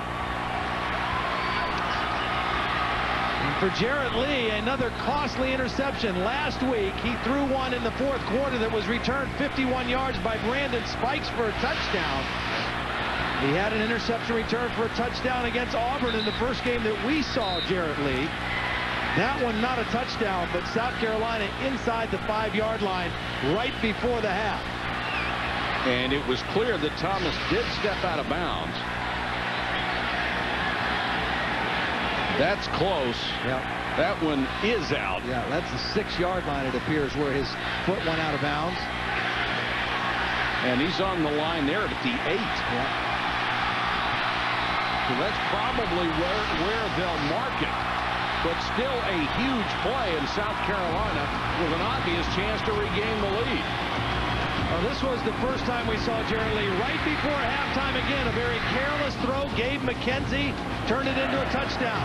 Last week in the fourth quarter, this one kind of put the game away for the Florida Gators. Brandon Spikes returns it for the touchdown. And then just moments ago, and a couple of the interceptions that Jarrett Lee has thrown this year, it's because he didn't get his feet set to go with that quick release. That time, I think his feet were set, but he just threw a bad ball. It was high, and it was behind his intended receiver, Tolliver. So now they will move it back to the 8-yard line and mark it there, 1st and goal. Still plenty of time to go in the half, 2:17. South Carolina only with 1 timeout left. They've had to use 2 of their timeouts in the first half, but over 2 minutes to go before the halftime. A lot of time for Stephen Garcia. He's got Davis with him in the backfield. A plan run by the quarterback. Cuts left. Garcia runs into the official and got to the 5. Yeah, that official, I think might be the same guy. He's gotten away twice, the umpire. This time, he gets the assist on the tackle of Garcia, trying to get away. Even got a little forearm shiver in there. He gave him a little forearm shiver. Yeah. How about that? I think he was just trying to protect himself, but Wilbur Hackett Jr., the umpire, got a little, got in the fray there twice. Wilbur, good shot. That's something you don't expect as a running back. Blitz coming. Garcia. He's got room. To the goal line. No signal. Boy, he was just short. Just Curtis inside Taylor made the stop. They got 3rd and 1. Garcia trying to line him up quickly. Got to make sure they're set for a second. Didn't get a clean snap. See, now that's a problem. Now they're going to have to call timeout. And there was no reason to hurry. No, none. Unless they were just going to try to go quarterback sneak. But you still have to, number 1, make sure that you've got enough guys on the line of scrimmage. Number 2, you got to make sure your team is set for a second before you snap the ball. Number 3, you better make sure you keep your hands in there and get a clean snap. It was not a good exchange between Garrett Anderson and Stephen Garcia. And again, a team that has struggled in the red zone scoring touchdowns with a golden opportunity because of their defense is now facing 4th and 1. Well, if it was a planned call, I don't understand that. And if you look at the clock, you realize you've got oodles of time to do something with. You don't have to hurry. Now they use the timeout with 29 seconds to go. 4th and goal from the 1. This will be an interesting decision for Steve Spurrier. You can get your weekly dose of NFL news and analysis tomorrow on ESPN. Starting at 11 a.m. Eastern, Chris Berman hosts Sunday NFL Countdown, presented by IBM. Then at 7 Eastern, Chris and John Saunders deliver the day's highlights and scores on SportsCenter. That's Sunday NFL Countdown, presented by IBM at 11 a.m. and SportsCenter at 7 p.m. tomorrow on ESPN. Ordinarily, I would say here, because of a couple reasons. South Carolina is not a good power-running football team, number 1. And you want momentum. You want to go into halftime with the lead. So ordinarily, I would say, even though you hated the way that 3rd down play goes, you want to kick a field goal here and go in 13-10. But Ryan Suckup has made 2 of his last 7 field goals. Now, even though this is a chip shot, he is certainly not from an angle. Yeah, it'll still be from an angle. So it'll be interesting to see what Steve does. Certainly, I know he wants to go in with the lead. That 3rd down play was really critical. Well, whatever play they run here, I think it's going to be Garcia trying to either get to the perimeter or take it up the middle on the quarterback draw. They actually lost yardage on that bobbled snap. Yeah. They were inside the 1 on 3rd down, and now they're just a shade outside the 1 for the 4th down play.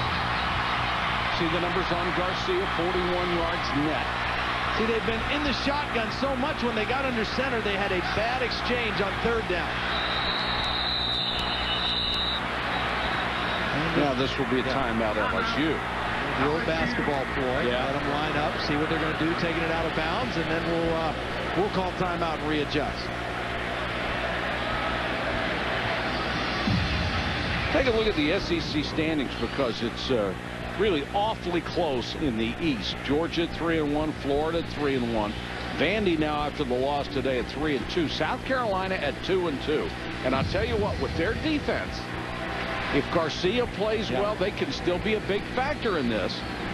And in the West, it is pretty much a one-horse race right now with Alabama, although LSU is only 1 game back in the loss column. Everybody else has 2 or 3 defeats. The East is obviously the strongest overall, but Alabama is that undefeated unknown quantity. And really, they seem to be getting better every week. They're for real. They really are. Now, they had another game today where they had to kind of fight and claw to get the win, but their defense is playing extremely well, too. Much like this South Carolina defense. When you have a defense like that, it's going to keep you in every game and give you an opportunity to win every Saturday. Good 4th down play right here for Stephen Garcia. You've got to get the snap first. That's the first thing. Get a secure snap from Garrett Anderson.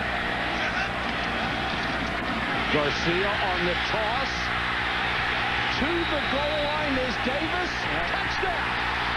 Wow. And LSU is really upset. Another late call. Curtis Taylor made the tackle. I think they'll take a look at this one anyway. I mean, they look at every play. They review every play.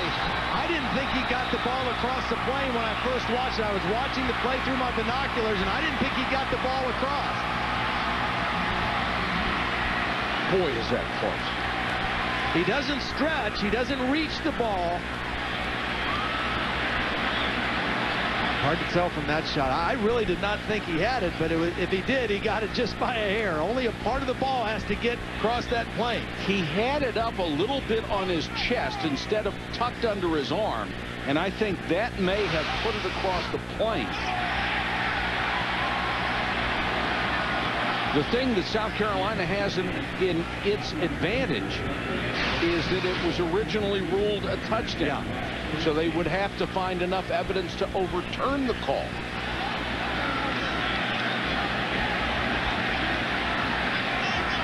Really a nice play by Curtis Taylor, number 27, who made the first contact and was trying to pull Davis back in hopes that some other white shirts would be there to finish him off. But Curtis Taylor, the free safety, the senior, 6'3", 203 pounds, was the guy who made the play. Todd, I would say, looking at that, if they had called it a touchdown, it's going to stand. If they had called it no touchdown, it's going to stand, because the replays are not definitive enough.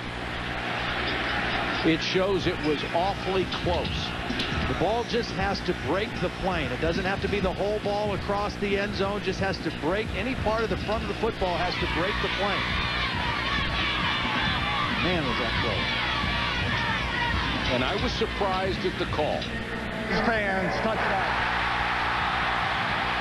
I don't know any other call that they could have made. After it was determined on the field that it was a touchdown, I think they've got to uphold it, and they did. Big run for Mike Davis, only his 2nd rushing touchdown of the season. And South Carolina has taken the lead. Steve Spurrier rolls the dice, and it pays off with 22 seconds to go in the first half. As you said, the safe play would have been to kick the field goal, have the momentum going in, say, look at what we're doing, guys. We've taken the lead over LSU at the half. Now he's really got the momentum. He can go in and say, now look what we're doing. We're up by a touchdown. Well, and Steve Spurrier, if you know anything about him, you remember watching him when he coached Florida, he doesn't like to kick field goals. No. He likes touchdowns. He likes throwing them first and foremost, but he'll take them any way you can get them. He likes 7 over 3. And Stephen Garcia, his redshirt freshman quarterback, making his first start, has looked outstanding here, particularly in the second quarter. Throwing on rhythm, throwing on time, throwing accurately. accurately. And then when it's not there, showing that ability to get out of the pocket and make some plays with his feet. He has really looked good. The touchdown pass to Wesley Saunders. And Stephen Garcia has given this offense a real spark that Steve Spurrier has been waiting for. What is interesting about Garcia, with all the outstanding quarterbacks that Steve Spurrier had at Florida, I think he's got a stronger arm than those guys do, and I think he is a bigger, stronger runner. Whether he will develop into the guy who constantly finds those wide open receivers time and time again and could run this offense to perfection, only time will tell. I think the guy that had the best arm that he had at Florida was Rex Grossman. I mean, he really threw the football well, but you're right about his ability to run and being a little bigger and stronger. Stephen Garcia has been really a pleasant surprise tonight for Steve Spurrier.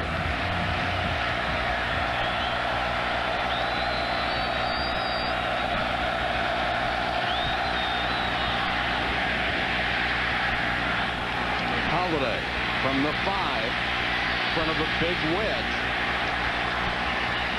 Takes it out to the 25. Now here's tonight's Good Hands flashback presented by Allstate. We'll take you back to 1994 in Baton Rouge. It was a rain-soaked game. The Gamecocks trailed LSU all night until Stanley Pritchett's 1-yard plunge made it 18-17. South Carolina's defense would hold, highlighted by Terry Cousins' 2 fourth-quarter interceptions. The second securing a win for head coach Brad Scott and the Gamecocks. South Carolina won 18-17. You talk about momentum. Not only does South Carolina have the momentum with the score right before halftime, and LSU has the turnover by Jarrett Lee to kind of go in and try to regroup from. South Carolina, because they deferred when they started the game, will start the second half with the football. So a great opportunity to build on that momentum in the third quarter. And you have given the world of confidence to your redshirt freshman quarterback in his first start. He has been sensational in the first half. Well, you've got 2 redshirt freshman quarterbacks playing. Jarrett Lee for LSU is making his 3rd start. Stephen Garcia for South Carolina making his 1st start. When you have young quarterbacks, a lot of times the game is just going to boil down to which guy makes the fewest mistakes. Now, South Carolina has to lean on Garcia a little bit more maybe than LSU does on Jarrett Lee, because LSU has a better running game coming into the game, maybe a stronger offensive line. But still, the interception by Jarrett Lee, the difference in this ball game right now. Both teams have played extremely well, but that interception was huge, and that has come back to kind of hurt Jarrett Lee the way it did in the game against Florida, the way it did in the game against Auburn earlier. It wasn't a pick six, but it led to the touchdown. Now with only 4 seconds left, LSU still has to go 65 yards, and South Carolina rushes 3 and drops 8. Throw underneath is tipped, and a nice catch by LaFell, but he only reaches the 41-yard line on the last play of the first half. And they'll come to their feet in Columbia, South Carolina. The home folks have the lead over visiting LSU 17-10. Let's go to Holly. Coach, what made you decide to go for the touchdown, not the field goal there? Oh, it's 4th and 1. We had to try to make 7, I thought. So our field goal kickers missed a couple, but still we had to go for that. How has your quarterback met or exceeded your expectations here in the first half? Well, he's moving around pretty well, and he's throwing the ball pretty well. He's doing pretty well. All right, thanks, Coach. He's doing a little bit better than pretty well right now. He's got him up over LSU. Our halftime score, South Carolina 17, LSU 10. Let's go to Reese Davis, the Pontiac Performance halftime report. All right, guys, so LSU down by 7. The Mad Hatter a perfect 6-0. Les Miles coming off a loss. LSU has some work to do in the second half. My Hall of Fame running mates, Lou Holtz and Mark May here alongside. I don't think there is any question at the moment who the #1 team in the land is.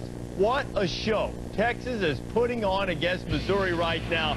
This has been an absolute beatdown, Texas-sized can of whooping all over Missouri's backside. He tried to run reverse, and Macklin, big boy Miller was there, Mayday. Big-time penetration in the backfield. You can never allow that on any running play. And how about McCoy running it? They just keeps it on the quarterback counter.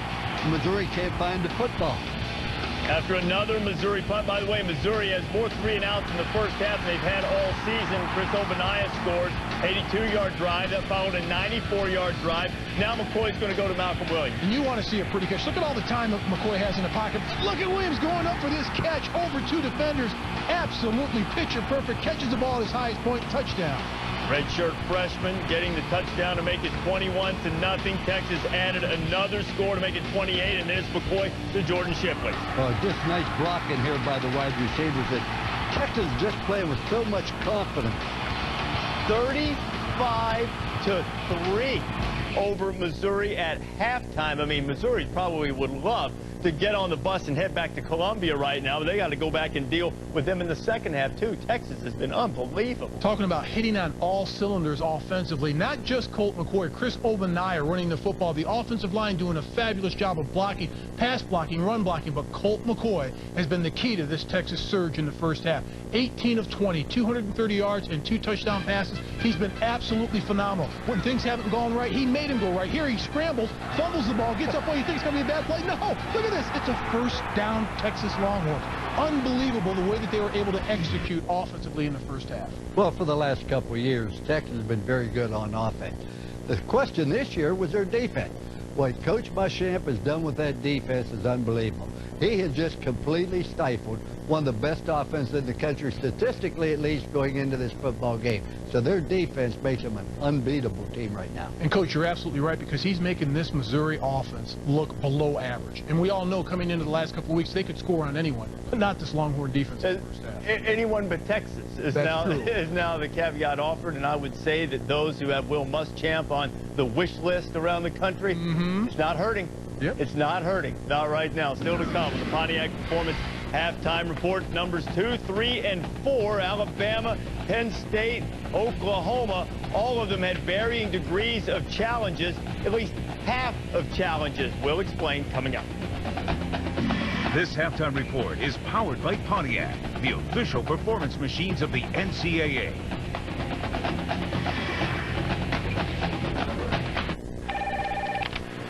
Going to the game this weekend, Jim?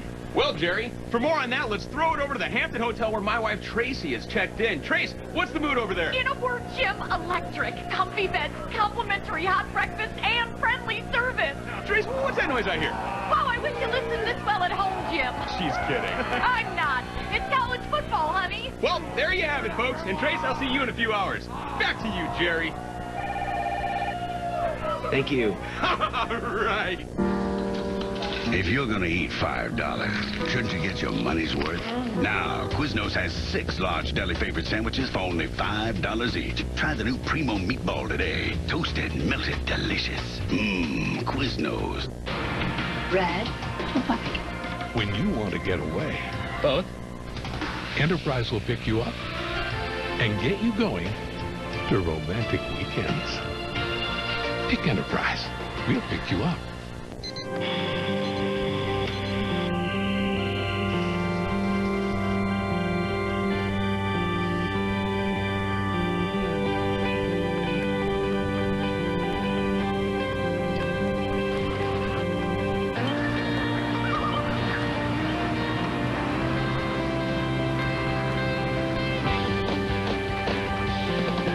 The 2009 Bassmaster Classic, February 21st and 22nd on ESPN.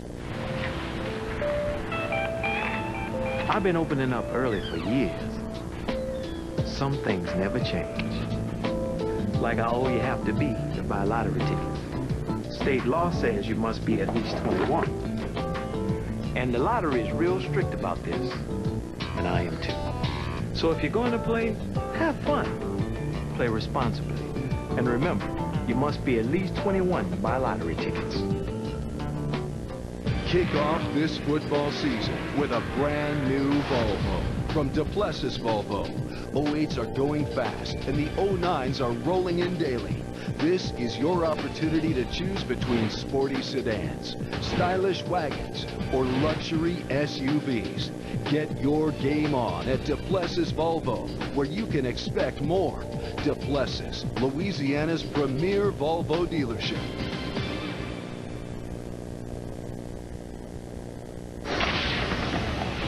You're watching the Pontiac Performance Halftime Report.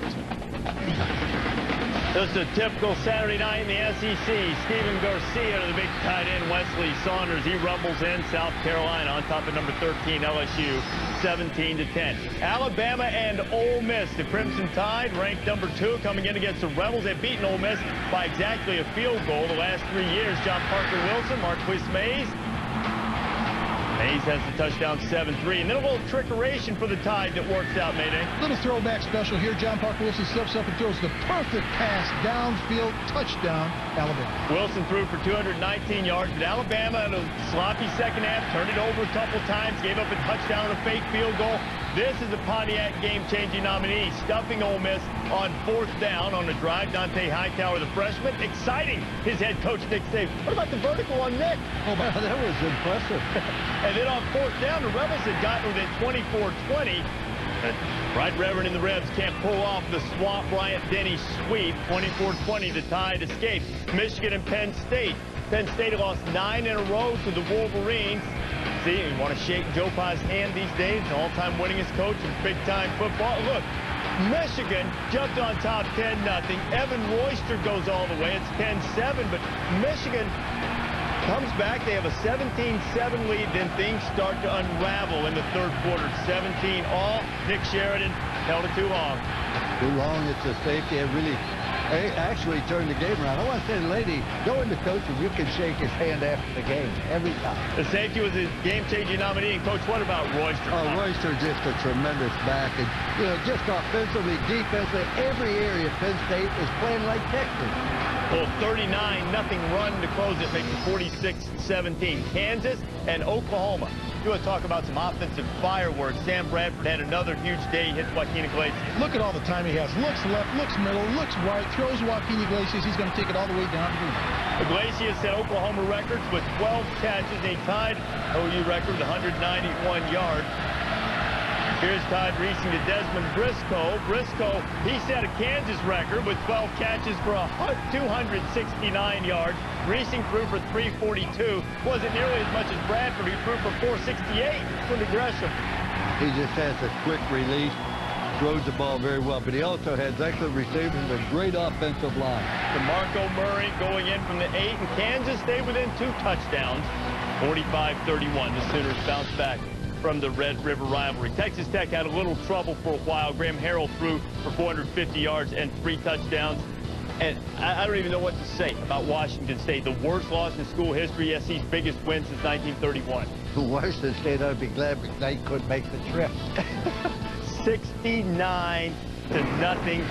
At least the season is over in a month and a half for Wazoo. It's been tough. Well, so where has Ohio State been? The Buckeyes arrived to the 2008 season in East Lansing today. Have work to do? You need a truck. Step up to the best. It's GMC Truck Month.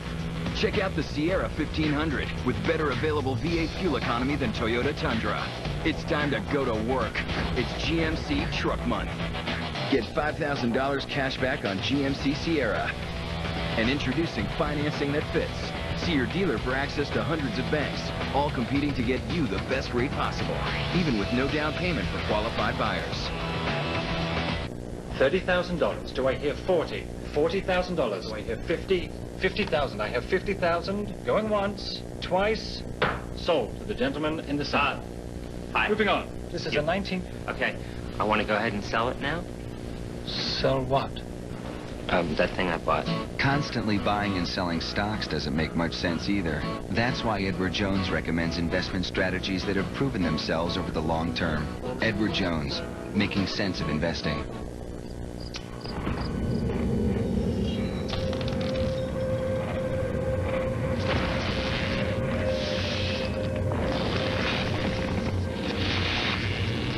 Power tools have evolved. The lithium Ryobi One Plus tools work at full power, twice as long, with a battery that fits all your other One Plus tools. Ryobi One Plus. Pro features, affordable prices. You'll find them only at the Home Depot. In the SEC, we proudly stand by our numbers. During the 2007-2008 academic year, SEC teams captured 5 national championships, while 8 student athletes were honored as the best in their sport. It was a banner year in the classroom as well, as nearly 50% of our student athletes were named to the SEC Academic Honor Roll. Whatever the arena, our numbers proudly tell the story of the Southeastern Conference. The SEC, our future is now. This week on Countdown. Oh boy, not again. Tune into the soap opera playing out in Dallas and the secret strength behind the Titans' D-line. And once we link up, we got to depend on each player so we don't let this team down. Sunday NFL Countdown, 11 a.m. on ESPN. Ohio State ready to go belly up, nothing going right. Can't decide on the quarterback. Growing pains, Michigan State all poised for the upset. Boy, I wonder who in the world would have thought something silly like that. Terrell Pryor finds Brian Rubisky in the end zone. That's not funny. A lot of people thought it. I thought it. Thought they were poised for the upset. Prior to Brian Hartline, Coach. Well, just a great catch in there. The Michigan State defenders obviously misjudged the ball. And perhaps we misjudged the resolve of this Buckeye team, and maybe misjudged how far along Sparty was. I mean, the Buckeyes took them apart. Malcolm Jenkins on the corner blitz, strips it away, and Thaddeus Gibson scores 69 yards. Go on and get in there, big fella. 45-7, and now the Nittany Lions head to Columbus next week. Georgia scuffled around, a little sloppy, turned it over a couple times. 24-14, though, they beat Vanderbilt. Vanderbilt still trying to get that 6th win to become bowl eligible. North Carolina and Virginia, less than a minute to go. Pontiac game-changing nominee was Cedric Pierman. What about the turnaround Al Groh has had for the Cavaliers, Lou? Tremendous. I mean, they are a different football team. You wonder what made the change. That is the game winner from Pierman in overtime. Virginia beats the Tar Heels, ranked 18th in the land, 16-13. Watching very closely this game in the ACC, Virginia Tech and BC. There have been 3 non-offensive touchdowns in the game, 2 from Virginia Tech, including this one from Macho Harris, 56 yards, picked 6. BC had a punt return for a touchdown, but I think they immediately answered this drive. James McCluskey made it. Nice job by the blocking interior offensive line. Just pound it right up the middle. Virginia Tech does not have a conference loss yet. BC has the lead. It's on ESPN2. Look at big Charles Scott smashing into the end zone. Bayou Bengals down by a touch. What do people love about Pizza Hut's newest pasta? It's cheesy. Can't go wrong with bacon. New premium bacon mac and cheese. Get any of your favorite Tuscany pastas delivered with breadsticks for just $12.99. Now get pasta from Pizza Hut.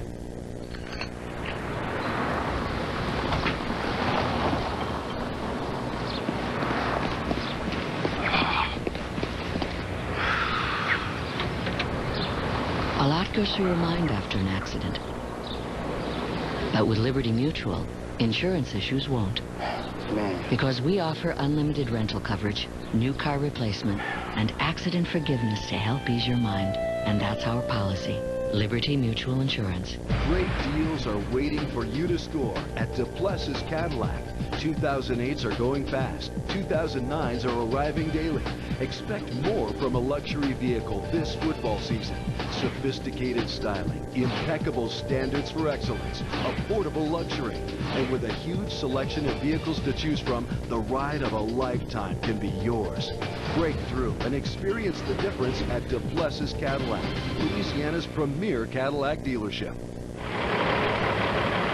If you're in a wreck with a big rig like this one, call me. I'm personal injury attorney Michael Hingle. You need an experienced, aggressive attorney. Some big rigs act like they own the road. Get out of the way or get run over. If you're in a wreck with an 18-wheeler, we'll take them to court and they won't be so big. Michael Hingle has offices in Baton Rouge, Lafayette, and Hammond. Before you accept a quick check, check with me. Is for Martinsville. Leaving a mark here needs muscles, moxie, and maybe a miracle. Jimmy Johnson fights to maintain his lead and hold back a menacing field. The chase continues at Martinsville, tomorrow at 1 Eastern on ABC.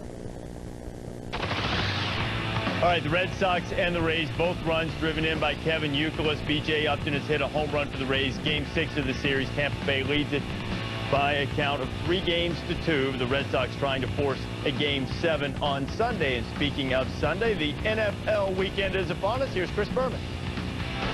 Thank you very much. It's Week 7 on Sunday NFL Countdown. A week where they've truly put the drama in Big D. Pac-Man suspended, a new Roy Williams, this one at receiver, and Tony Romo's broken pinky. Will he or won't he play against the Rams? We've got a plan right now, and Tony would be the bonus in this situation. And Tom Jackson visits the undefeated Titans with a chain that keeps their defensive line together is both figurative and literal. It's all ahead on Sunday NFL Countdown, tomorrow at 11 a.m. Eastern. Now let's send it to Mike Tirico. Rising stars Jay Cutler and Brandon Marshall lead the way for the Broncos, who look to maintain their lead in the AFC West. Standing in their way, Randy Moss and the Patriots trying to find their offense and get back to their winning ways. It's Broncos-Patriots at 8:30 Eastern on ESPN's Monday Night Football. Don't forget college football final coming up tonight after Sports Center. You can log on to ESPN.com, search Pontiac, and be able to vote for your favorite Pontiac game-changing performance. During the show, we will unveil the nominees. Of course, the winning school gets $5,000 in the General Scholarship Fund. It's all on college football final, powered by Pontiac, all of the great plays from Saturday. I'm estimating it will be on a little after midnight Eastern time. It'll be following the Sports Center, which follows our game. Some other scores from ranked teams, and what about the Pitt Panthers, Mayday? Big turnaround from losing to Navy last year and overtime coming back this year. LaShawn McCoy, big game, 3 more rushing touchdowns. You have to be impressed with Oklahoma State, remaining unbeaten after the great win last week, coming back, beating Baylor 34-6. And now the Pokes get set to head down to Austin to get a little taste of that Texas medicine with the Longhorns next Saturday afternoon. Tulsa and UTEP, that score was 28-28 at the end of the first quarter. Tulsa got all 21 in the second quarter. They are unbeaten and leading Conference USA. All right, did he get in? Did he not get in? That depends on whether you bleed purple or maroon. 17-10. This halftime report is powered by Pontiac, the official performance machines of the NCAA. Got a full-size life? You need a full-size vehicle. Step up to the best. It's GMC Truck Month. Check out GMC Yukon with better available highway fuel economy than Toyota Sequoia. It's time to live your life. It's GMC Truck Month. Get $6,000 cash back on GMC Yukon. And introducing financing that fits. See your dealer for access to hundreds of banks, all competing to get you the best rate possible, even with no down payment for qualified buyers.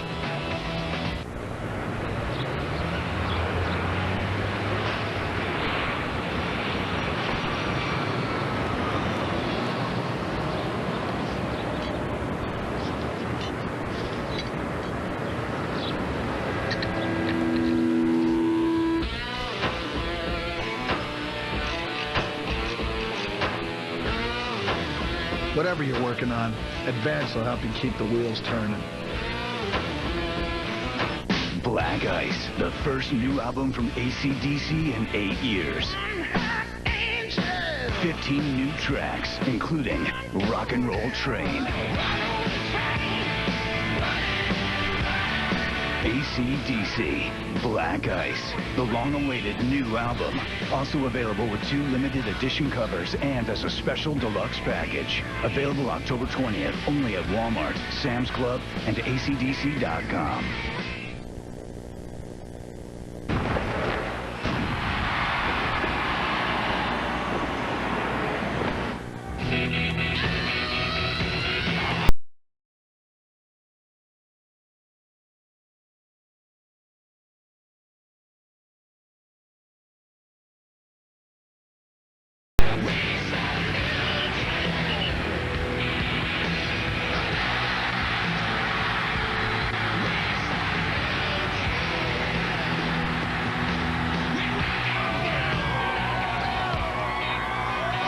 Welcome back to ESPN College Football Prime Time, presented by Hampton Hotels. Our first half stats, and South Carolina with 212 yards to 179 of LSU.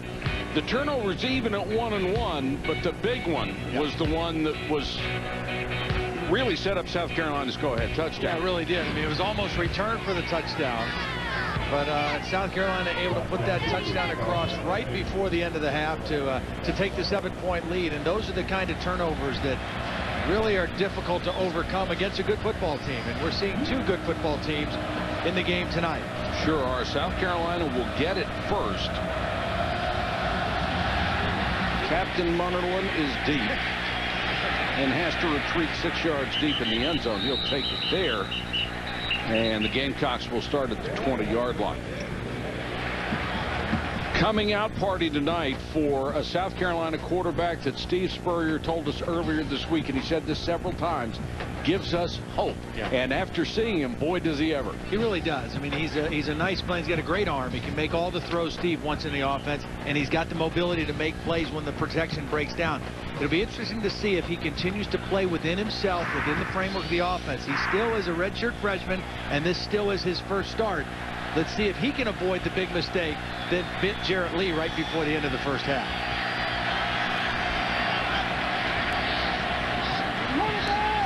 Garcia will keep after the play fake.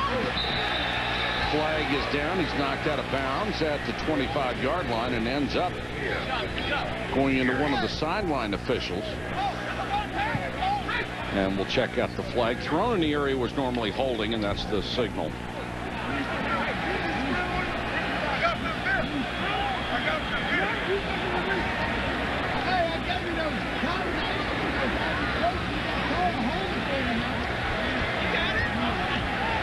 We all got certain things we're looking at.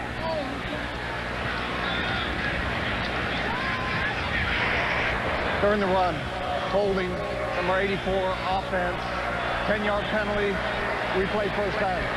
Jared took the tight end. Yeah, it's going to be right here. We've seen him get some good blocks on the perimeter earlier in the game. That time he got his hands on the outside of Chris Hawkins, number 29, and that drew the flag. One of the problems that it's obvious that South Carolina is going to have if the running backs don't get more yardage, those play-action fakes from the quarterback Garcia are not going to be respected, and he's going to be a much easier target. So some of his teammates have to step up a little bit for him. Absolutely.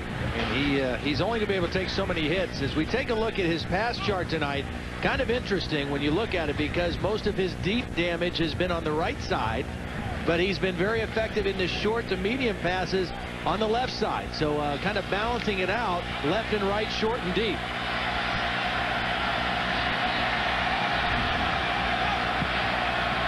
Second and long. Garcia in the shotgun.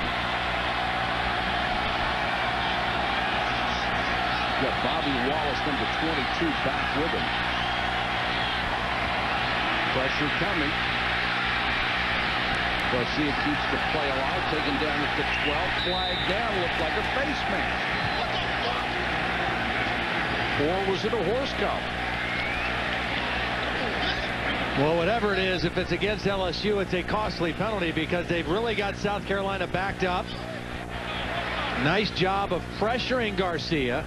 Personal foul, horse collar tackle, 24 defense, 15-yard penalty, automatic, first down. We knew this was a new rule this year, but this is the first time that we've seen it called in a football game. And there it is, right in the back. He has the back of the jersey. And that rule is to prevent injury. The tackle was made by Gary Beckwith, the outstanding middle linebacker who was just back for his second game after being injured. You can grab the jersey and pull somebody down. You just can't get it hooked in behind the underneath the shoulder pad. Quick throw out to the flat to Barnes. Barnes struggling for that first down. Got close, but looks like he'll be about a yard shy. Let's go to Holly. Well, guys, I caught up with LSU coach Les Miles at the half. I asked him what they need to improve on, and he said particularly some of their defensive coverage. He said, we've let their big tight ends loose. They've hurt us. We already saw an adjustment just there. I saw Hawkins right on the pocket of Jared Cook. I asked him what he told his quarterback, Jarrett Lee, about that costly interception. He said, I told him, we need you to win this game. You're going to have to make throws for us to win. You cannot make that kind of a throw. You've got to correct it.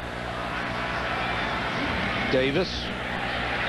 Enough for a first down up at the 37, 38-yard line. Marlon Favorite made the tackle. Just go back to that penalty on LSU. It was such a critical penalty. It was 2nd and 19. They had South Carolina backed up. Probably Steve Spurrier was going to call something conservative for Stephen Garcia on their first possession of the second half. Instead, the penalty gave him an automatic first down. And now they have another first down out beyond the 35-yard line. So a very costly penalty for the LSU defense.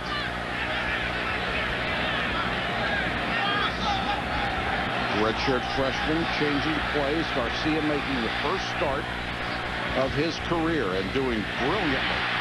Cook stays in bound, fights for extra yardage, ends up picking up 7 before he's brought down by Harry Coleman. The 4th catch of the night for the 240-pound tight end. And his 30th catch on the season, the leading receiver for this South Carolina team, and it's been the same route. The short crossing route right in front of the face of the quarterback, Garcia. And every time Garcia has hit him in stride where he can catch it and continue to run and turn it upfield.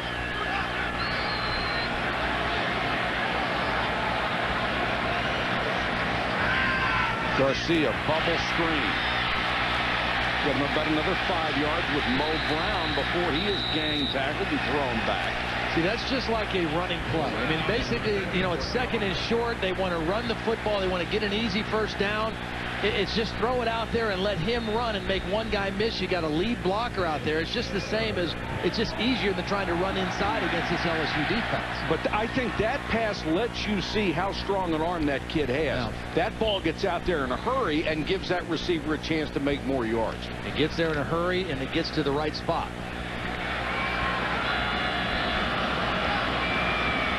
South Carolina with an impressive drive so far to start the second half.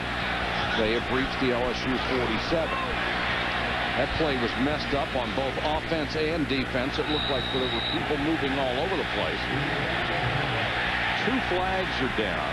Now, see, they're going to call a late hit, and I don't agree with that. They called the late hit on Harry Coleman. And when I was watching this, now Steve Spurrier was calling for it. It was right on his sideline, and he was out calling for that penalty. I didn't think this was a late hit. Garcia was throwing the football away, and I thought the contact was pretty simultaneous with the throw. We had 2 fouls on the play. An illegal motion, number 5 on the offense. Had a personal foul, roughing the passer, number 24 on the defense. Those penalties offset, first down. The bottom line is another costly penalty on LSU, because otherwise it would have been a 5-yard penalty. Here's the throw. Well, he did go high. He went high. Yeah.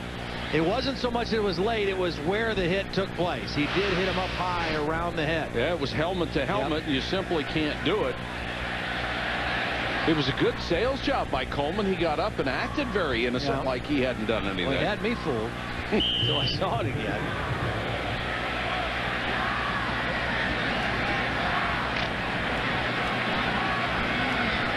So it's 1st and 10 all over again. I really think they need to look at that rule, too. Motion penalty for 5 yards and a roughing the quarterback penalty should not offset each other. See, that's why you see after that play, they run it on first down inside, they gain nothing. 1 yard maybe. That's why you're seeing a lot of these quick screens. Garcia getting the ball out there quickly to a receiver with 1 blocker in front. That's more effective than trying to run the ball inside. Sure. In the NFL, by the way, they do not offset a minor and a major penalty against each other. They enforce the major.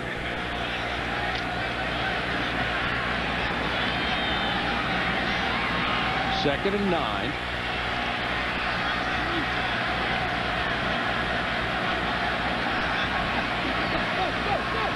Garcia rolling the pocket under a lot of pressure, cuts it upfield. Ball's loose. They ripped it out on him. They ripped it out on him. He was carrying the football, and they really went in there and ripped the football out of Garcia's arm. And he's still down. Perry Riley with the recovery. This was a corner blitz from the backside. They really brought pressure on him, and as he turned upfield, there were 2 or 3 LSU Tigers wrapping him up, and the ball is stripped out by Chris Hawkins, number 29. He's the guy that just went in there with one intent only, and that was to rip the football out. He knew that there were 2 other guys to tackle Garcia, and Hawkins went in and just ripped that football right out. And there's the big mistake by the South Carolina young quarterback. Can LSU capitalize? Murphy will get the carry, and he is gang tackled as he is unable to turn the corner against South Carolina, and Garcia will now be tended to on the sideline. And that's one of the problems you have with a running quarterback that's going to carry the ball so many times. He gets hits when he throws, and he gets hit when he runs the football. And he's taking a few shots tonight. South Carolina showing 8-man front again, bringing that extra safety. Emmanuel Cook up near the line of scrimmage. Another audible check from the LSU sideline. Murphy, nothing doing. That play looked ugly. It was a bad exchange between Brett Helms, the center, and Jarrett Lee, the quarterback. Lee almost dropped it on the way back, then almost had a fumble in the exchange to the tailback, and that play was not pretty from start to finish. And Eric Norwood was the first of 5 guys that just ate him up. Norwood and Cliff Matthews from the defensive end spot. Boy, can South Carolina's defense do it again? They give up a turnover on offense, their defense comes out, and they got him 3rd and long again. Play action fake to Murphy, and they did do it again. I think these guys take a turnover as a challenge. They take it personally. Ellis Johnson dialed up a blitz on that 3rd and long. LSU is trying to set up a screen, it appeared, and Jarrett Lee ends up throwing the football away. So a 3 and out after the South Carolina turnover. That is just excellent discipline by the South Carolina defense. Carlos Thomas, who earlier had an interception, is the player that's down, and you can see them pressing the toes back on his left shoe, usually a sign of a cramp. That's the good news.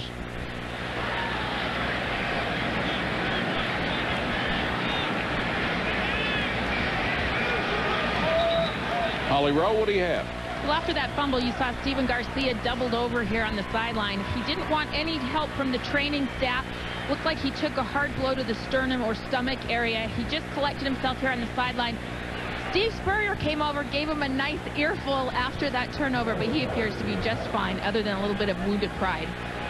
Well, Holly, as Todd pointed out early, you have to take what you get from Steve Spurrier. He is proven to be a tremendous quarterback coach, but he's not easy on him, and if you make a mistake, you're going to hear about it.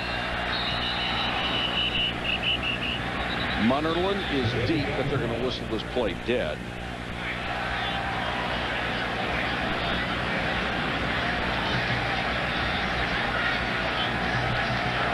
Prior to the snap, ball starts, 44, offense, 5-yard penalty, remains 4th down. And Thomas being assisted to the locker room, possibly for an IV. That's about the only thing you can do in the locker room to help him get rid of cramps. High snap, but he brought it back down, and a nice high floating punt. Munnerlyn backs up and makes the fair catch at the 10. 47-yard kick and no return. Think you know all about Steve Spurrier? Find out when we come back and play Did You Know?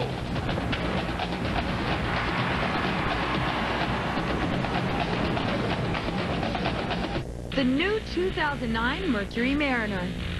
4 cylinders with a 6-speed automatic, unsurpassed 28 miles per gallon. Mariner has it, Honda doesn't.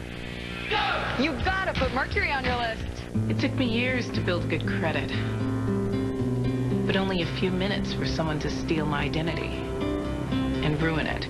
With Wachovia, dedicated fraud specialists will work with you one-on-one to reclaim your identity, recoup your losses, and reestablish your financial reputation. Thankfully, there are people who care about my name as much as I do. I'm with Wachovia. Rated #1 in satisfying customers. Wachovia. Okay, Tommy. Steve, hey, Nancy's phone. Nancy doesn't have AT&T, so no bars here. Yeah, we're not getting the call about how Freddy the fun-loving dinosaur's costume was damaged. Apparently, they're sending T-Rex. Yeah, we missed that call. Yay, memories. For the best coverage, switch to AT&T. More bars in more places. Get our exclusive LG Shine for only $49.99 and get one free. Now Mercury Mariner is an even smarter utility vehicle. Mercury still has great lease offers, like a $269 lease on a Mariner with moonroof plus sink. You've got to put Mercury on your list. In athletic competition and in the classroom, the SEC prepares its student athletes for life. I was given my first set of golf clubs at the age of 10, but the lessons learned as a member of the Alabama golf team fuel my desire to become a champion on and off the course. As one of 12 nominees representing each SEC school, I am honored to be the 2008 McWhorter Male Scholar Athlete of the Year. Now, I am pursuing my dream of becoming a professional golfer, equipped with 2 degrees and memories of life in the SEC. The SEC, our future is now. This telecast is available in high definition. Brought to you by Pioneer's new Kuro. South Carolina will take over at its own 10, leading LSU here in Columbia. And they'll lose 4 on the handoff to Bobby Wallace. And the running backs unable to do almost anything. The only running game they've got is the quarterback Garcia. Well, LSU's defense, the last time on the field, they had South Carolina pinned down very much like this, but they let them out of there with a couple of costly penalties. Now a big loss of yardage play on first down, and they've got Stephen Garcia backed up inside his own 10 again. Let's see if the Tigers can flip the field a little bit and keep South Carolina in this part of the end zone. Davis is back in as the running back. They go with 4 wideouts. Garcia again with that crossing pattern. Got it this time to his best receiver, Kenny McKinley. And he's brought down by Chad Jones. They have used that pattern extensively tonight with great success. Yeah, they've mostly hit the tight ends. This time McKinley was in the slot. That ball just a hair behind McKinley because he was under duress. But McKinley still able to make the catch and turn it back to the inside. 3rd and 6, and Kenny McKinley is now second behind Sterling Sharp in yards. He had already passed the South Carolina great for a number of catches.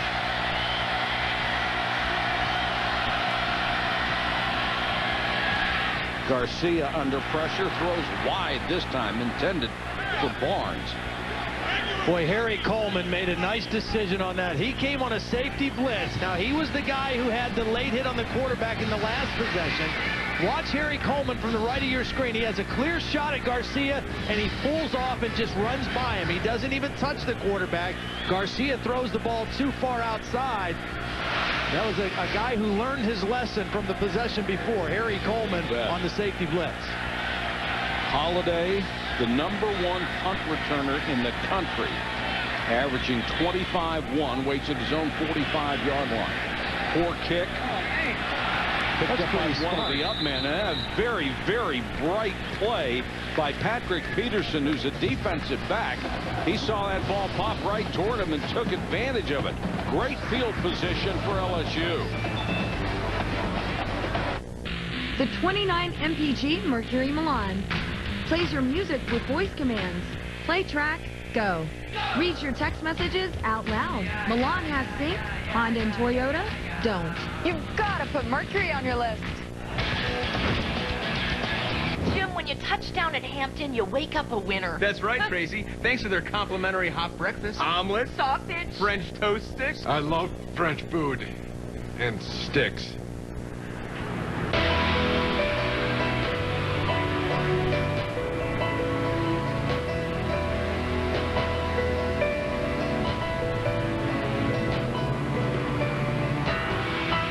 Rated E for everyone.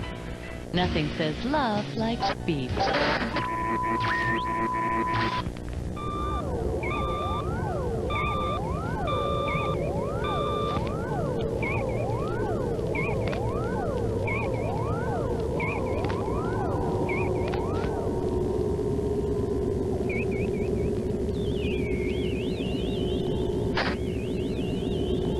Introducing the bigger, tastier chicken strips with our new Chick-fil-A sauce. The new 2009 Mercury Mariner. 4 cylinders with a 6-speed automatic, unsurpassed 28 miles per gallon. Mariner has it, Honda doesn't. You gotta put Mercury on your list. When you touch down at Hampton, you wake up a winner. That's right. Thanks for their friendly service. They even remembered my name. What is your name? That you will never know. Smart move, Tracy. Seriously, what's your name? The World Series of Poker main event, Tuesday at 9 on ESPN.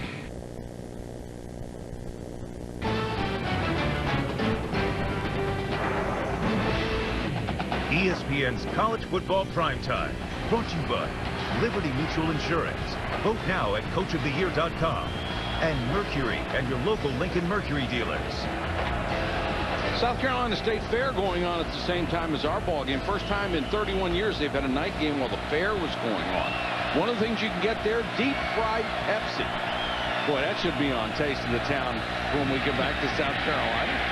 You ever had deep fried? You've had deep fried everything else. No, I like Pepsi, but I like mine cold and with lots of ice, not fried. Oh, you got to try it fried.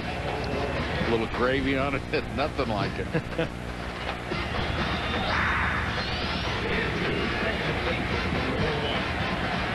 Boy, it's made traffic a nightmare tonight. I'll tell you that. I think they just one of the guys in our crew was actually in the back of a pickup truck trying to get here, trying to find the fastest way to get here. Dave Dare, our spotter, he'll do anything to make it on time. Lee in the shotgun.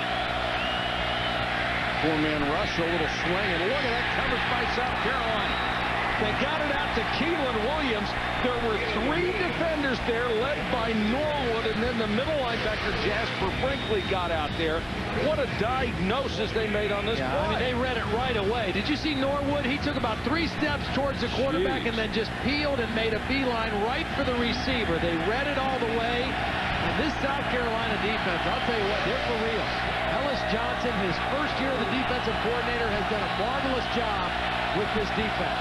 I've never seen a screen covered quite that well. Lee with a receiver deep. Oh, my goodness. Drop. Demetrius Byrd had a step and he couldn't hold it. Culliver and Munnerlyn were back on the coverage for South Carolina, but they were behind. And Demetrius Byrd ran right in between them, just split the defenders, and it's another beautiful throw by Jarrett Lee. And at the very end, Chris Culliver, number 17, is able to grab the arm of Demetrius Byrd and not allow Byrd to pull the football in. We've seen 2 deep throws by Jarrett Lee that have been perfect. One in the first half that Brandon LaFell dropped on a 3rd and long. That was 3rd and long, and Demetrius Byrd not able to bring it in. Byrd is down. Munnerlyn is down. Culliver wouldn't even be here in a South Carolina uniform if he hadn't originally committed to North Carolina State, and then Chuck Amato was fired. He decided he was not going to go to NC State. He would sign with South Carolina, and it looks like Munnerlyn has come up with cramps as well, and now Byrd is up.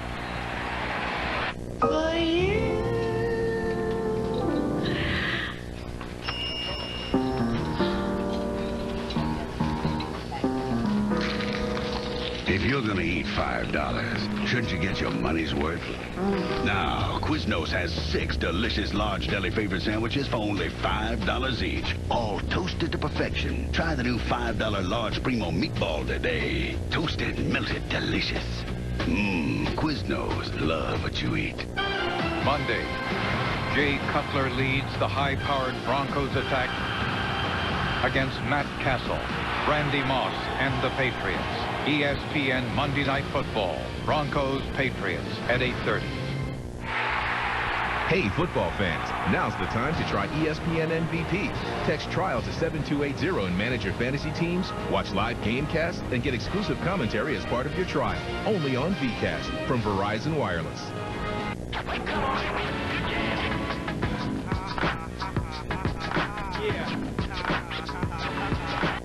Fresh, dressed like $1,000,000. No one floss like us, baby, that's what's up. We fresh, dressed like $1,000,000. No one floss like us, baby, that's what's up.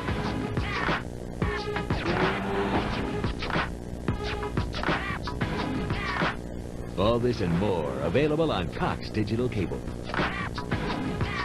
Due to the slowing economy, Chrysler Corporation has announced additional factory-to-dealer incentives. Brian Harris Chrysler Jeep now offers Jeep Patriots for $13,900, Town & Countries for $17,900, and four-door Wranglers or 300s just $19,900. Additional factory incentives have increased discounts to $7,000 on Aspen, Commander, and Grand Cherokee. Plus, get a first-ever $1,500 cash back on Jeep Wrangler. Additional factory incentives are now in effect on over 300 units at the all-new Brian Harris Chrysler Jeep on Airline.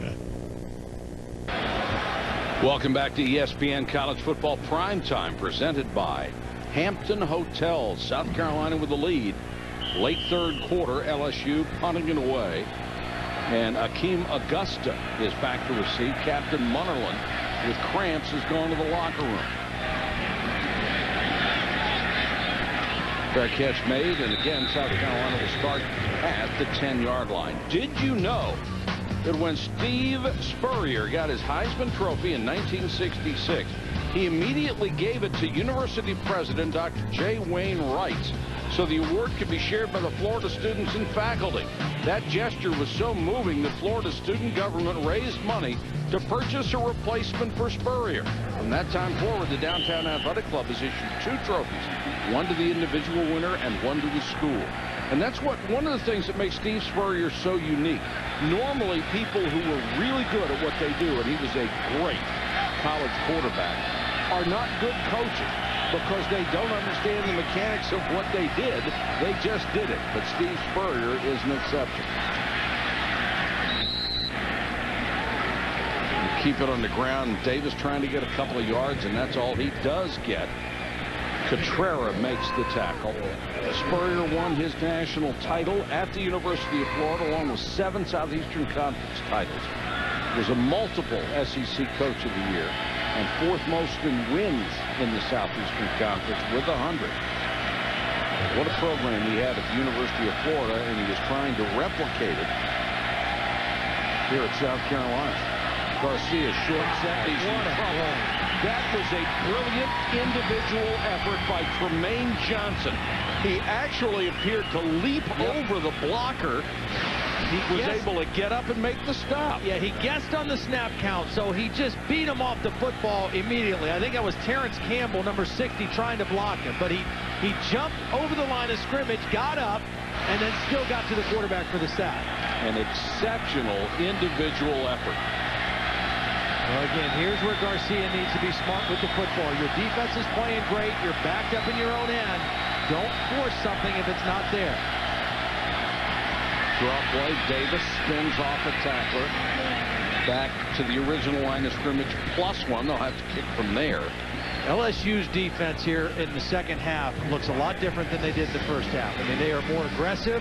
They're going after Stephen Garcia. They've really shut down any running game that South Carolina has had. And they're going to get really good field picked it up, position. haven't Yep, they have. And I would expect we'll see Andrew Hatch in this possession for LSU. They're going to have good field position.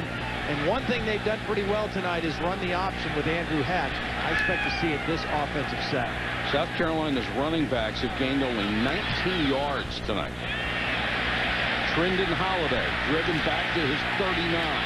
This kid with the blinding speed and the NCAA's best average, but not this time. He returns at 8 yards after a punt of 50, and we'll check in with Reese Davis. Mike, nobody in the storied history of Texas football has accounted for more touchdowns than Colt McCoy. There is number 82 of his career, breaking Vince Young's record. I only bring that up because the outcome of this game is no longer in doubt. Missouri just scored, as I said that. It's 42-16 now. Jason Varitek's gone yard. Red Sox trying to force the game 7. They're leading the Rays 3-2 in the 6th. Well, you got to take your hats off to Texas. That's just a tremendously impressive 2-week performance, isn't it? Really is. It's so hard to get your team up to the same kind of level of intensity and focus back-to-back weeks. Really impressed with that. Jared Lee at quarterback. He'll go from the 47. Keelan Williams, midfield for about 3. The South Carolina defense, we mentioned Ellis Johnson, the new coordinator. You take a look at the comparison from last year to this year. One of the things that's interesting, though, when Ellis came in, he's the only new guy. The other defensive assistants were all on this staff. Brad Lawing, the defensive line coach, Shane Beamer, the guy who coaches the cornerbacks, Ron Cooper, who coaches the safeties, and that really helped Ellis Johnson evaluate personnel quickly because those guys were familiar with everybody. Lee back to throw deep down the middle. Same pattern they ran last time that was open. This time he misses Bird by a step. Culliver and Munnerlyn were beaten again, and they couldn't hit him. Let's go to Holly. Well, the other thing Ellis Johnson, the new defensive coordinator, has done is really crack down on loafs. Now, a lot of places do this. It's not unusual, but they chart loafs. That means not running to the football, but he takes it a little bit farther. He wants an all-out sprint to the football, not just jogging. He said their first scrimmage, they had 67 loafs. The second, they were down to 37, and now it's about 10 per game. Guys, they got his message. You better fly to the ball. Yeah, Holly, they've been flying tonight. And Addison Williams was on coverage on that last play and not Captain Munnerlyn. Munnerlyn was still in the locker room being treated for cramps. This pass completed to Dixon, the tight end, and he's got the first down. Yeah, this is a nice read by Jarrett Lee. The first time we've called Dixon's name tonight. It's a blitz. He gets right in between the linebackers, and Jarrett Lee finds him for the first down. Well, you got to hand it to South Carolina. They have certainly swarmed on defense. LSU comes in with only one loss. They were knocked off by Florida last week by 30. South Carolina has overcome a slow start to go 5-2, and this would be a huge win for them, particularly since they're starting their redshirt freshman quarterback for the first time. It would give them momentum for the rest of the year. LSU, as the defending national champion, really wants to win this game and not drop their second of the season. And they'll blow this one dead as Lee went back to throw. Prior to the snap, false start, 78, offense, 5-yard penalty, second down. Joseph Barksdale, their right tackle, moved early. One thing that South Carolina is doing in this game quite a bit is they're bringing that extra safety down into the line of scrimmage area very late. They're allowing Jarrett Lee to get into his cadence, and they're trying to drop him down in there late to get an extra guy around the football to stop the LSU running game. Usually it's Emmanuel Cook who moves in there late. They show blitz and come with it.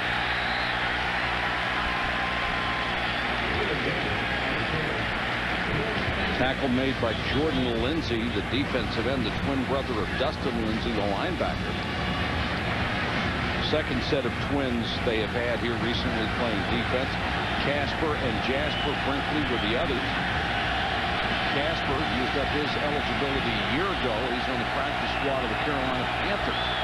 3rd and 11, a huge third down here.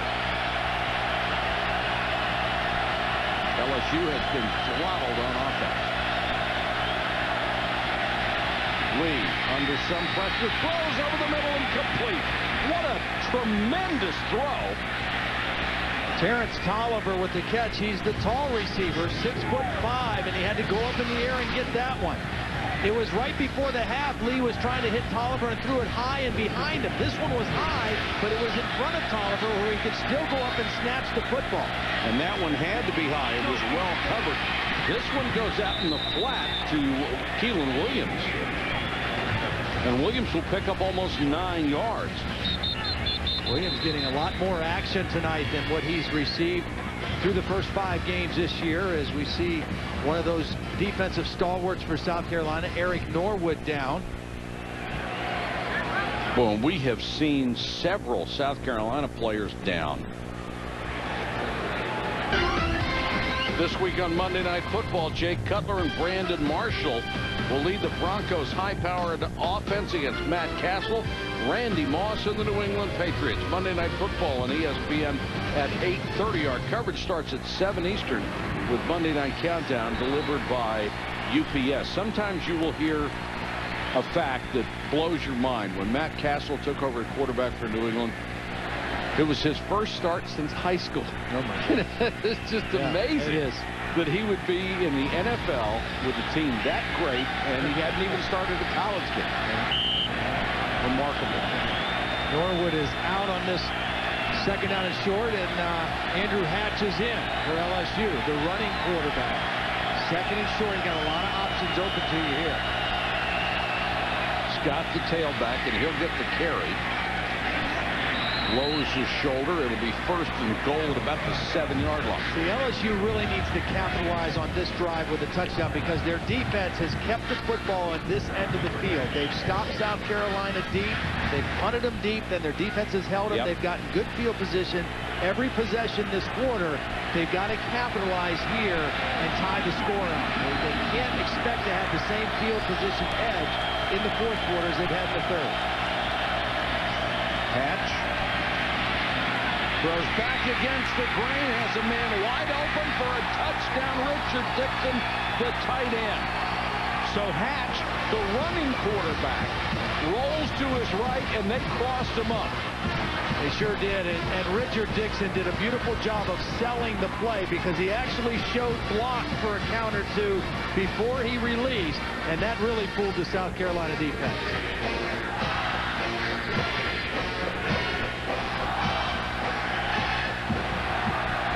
Well, Hatch showed you he is not a one-dimensional quarterback. The extra point by Colt David is good. And we have a tie ball game, 17-17, with 44 seconds to go in the third quarter.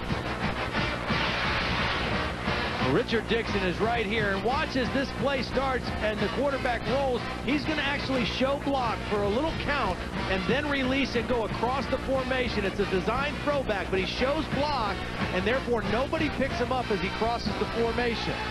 You can't be too impatient with that if you're Richard Dixon. You know you're the designed receiver. The ball is coming to you, but you got to sell that block first, and Andrew Hatch delivers the football for the touchdown. They capitalized on the field position, and it was Andrew Hatch that got the touchdown throw. Well, you're right. You only got so many opportunities, and the punting game had kept him down there. The defense had kept him down there, and they finally took advantage of it to tie it at 17. Well, as Johnson told us yesterday, he's very familiar with that tight end, Richard Dixon. He's from Mississippi. They recruited him very hard when he was at Mississippi State, and his father, I guess, was a football player at Mississippi State. Came to LSU and made a big catch right there for the touchdown. And this is the kind of thing that will really show South Carolina what their redshirt freshman quarterback Garcia is all about. He gets the first start. He's played very well. Now he's ready to go into the fourth quarter of a tie game. Not how you play in the first three quarters. It's how you play in the fourth in this league. Culliver makes a cut, gets across the 20 up to about the 22. Let's check in with Reese. Mike, time for a little Sports Center right now and some baseball news. Dale Swain, who took over late in the season for the Brewers to guide them down the stretch, will not return as Milwaukee manager, so they are in the market for a skipper. And we're not going to have a shake-up at the top of the AP poll, and likely not in the freshly released BCS standings. Tomorrow is Alabama, Penn State, Oklahoma all win. Sports Center after the game. Stay current, ESPN News. Hello, Hat. Interesting that the Brewers are saying they're going to make an offer for CC Sabathia, who will be a free agent. It was almost a rent-a-starter deal down the stretch. It was thought they could not afford to even be in competition to re-sign him, but apparently he had such a terrific time with the Milwaukee Brewers that he's thinking about it. LSU was offside, so they will re-kick here.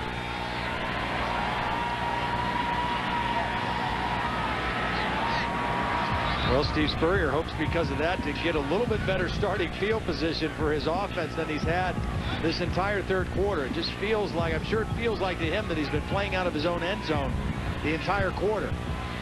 And, of course, that affects his play calling. Yeah, he doesn't want to do anything silly. Well, your defense is playing well. You've got a redshirt quarterback a freshman quarterback making his first start. So you want to try to protect him, but you don't want to just sit on the football. So, I mean, it really makes it difficult to call plays when you're backed up inside your own territory all the time. We have still seen no sign of Captain Munnerlyn. Presumably in the locker room getting an IV for the cramps. So Culliver is back there to return. And it's taken by one of the up men across the 30 to the 35-yard line. Akeem Augusta, the ball came loose. Was he down, or did they get it back? At least they got it back if it was a fumble. It was a short kick. Looks like he's protected. It does come out. It is loose. Absolutely, he's on the ground. And it was another guy that was able to fall on it for South Carolina. No, Addison Williams. Yes. A backup cornerback in on the kickoff return team. And smartly falls on the football. Very, very fortunate for South Carolina.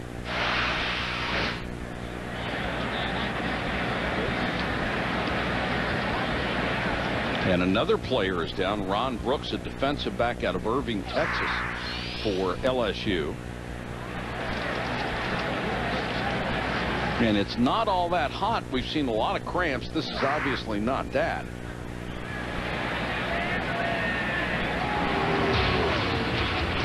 Tomorrow afternoon on ABC, the chase for the Cup continues.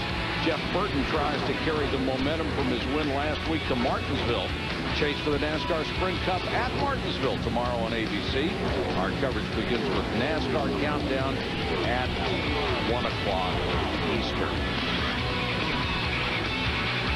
Still pretty tight among the top three, at least. Burton and Biffle certainly with legitimate shots at it.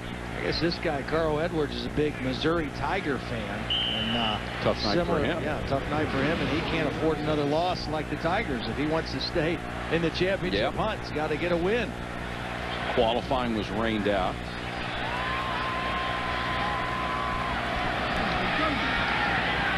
Garcia sets in the pocket, throws, has this complete. That's a good matchup for South Carolina. Jared Cook working on Jai Eugene. 5'11" corner working against 6'5" tight end. That's a good place for Stephen Garcia to go with the football. And quickly back to the line of scrimmage. They have a chance to get off another play.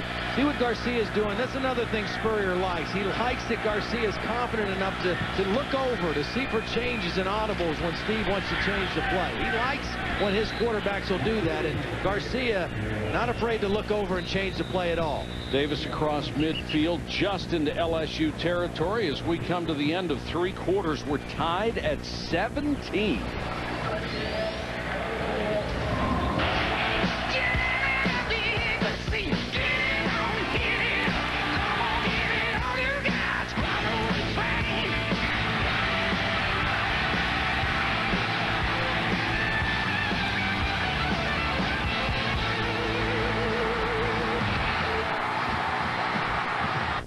Sunday NFL Countdown, 11 a.m. on ESPN. Now Mercury Mariner is an even smarter utility vehicle. Mercury still has great lease offers, like a $269 lease on a Mariner with moonroof plus sink. You gotta put Mercury on your list. Experience the Stranger's unrated cut. What is it, like 4 in the morning? Hello? Too horrifying for theaters, even more terrifying at home. The Stranger's unrated. Own it Tuesday. Hi. I'm comfortable in jeans that are tough. I'm comfortable in Wrangler. Real comfortable. Wrangler 5-star premium denim jeans. Satisfaction guaranteed. Wrangler. Real comfortable jeans. I don't know. Maybe you should have been the blonde. Maybe you should just listen to the game. Maybe if you shaved your legs like me, the sneak-in would have worked. Maybe if you hadn't lost our season tickets in a lawsuit because you got cheapo insurance, we'd be inside the stadium, watching the game, dressed like men. Huh? I don't want to get into this she said thing. Getting cut-rate insurance to save a little money could end up costing a lot. Call an Allstate agent today for a free Good Hands coverage checkup. Are you in good hands?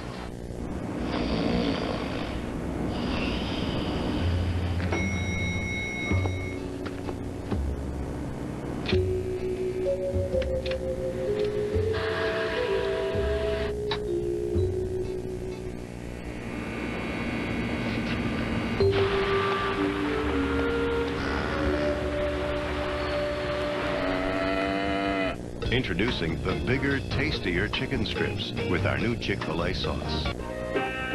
Getting to retirement is one thing. But what happens once you're there?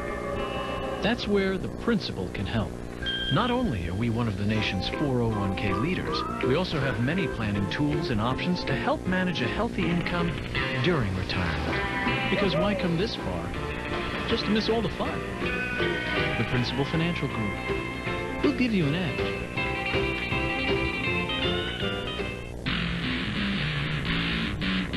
Get more fun per gallon with Mercury Milan.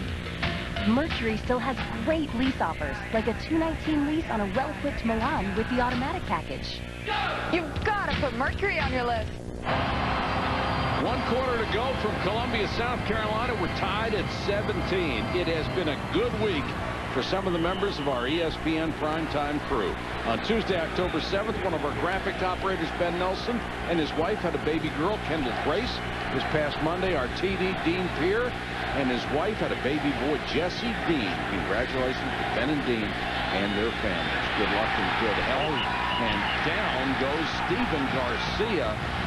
Akeem Alim from his defensive end spot for the 5th LSU sack of the night. Well, here he is. He's going to come on an inside stunt. Tyson Jackson's going to go outside, and they really mix up the offensive front for South Carolina. Nobody picks him up, and he gets right to the quarterback. He's very quick off the football, but credit Tyson Jackson and his quickness going outside. They really set up the inside move for the sack. That really puts him in a hole. 3rd and 19, and South Carolina has given up 29 sacks, the most in the football bowl subdivision. Garcia pressured, somehow got away. Oh, man wide open, and it's dropped at the 30. They left the receiver when the quarterback scrambled for some reason. Jai Eugene, the quarterback, left his man. Kenny McKinley falling, couldn't catch it. Garcia looks like he's going to run all the way. At the last minute, he sees McKinley because Eugene had left him and was running towards the quarterback. For some unknown reason, watch Eugene.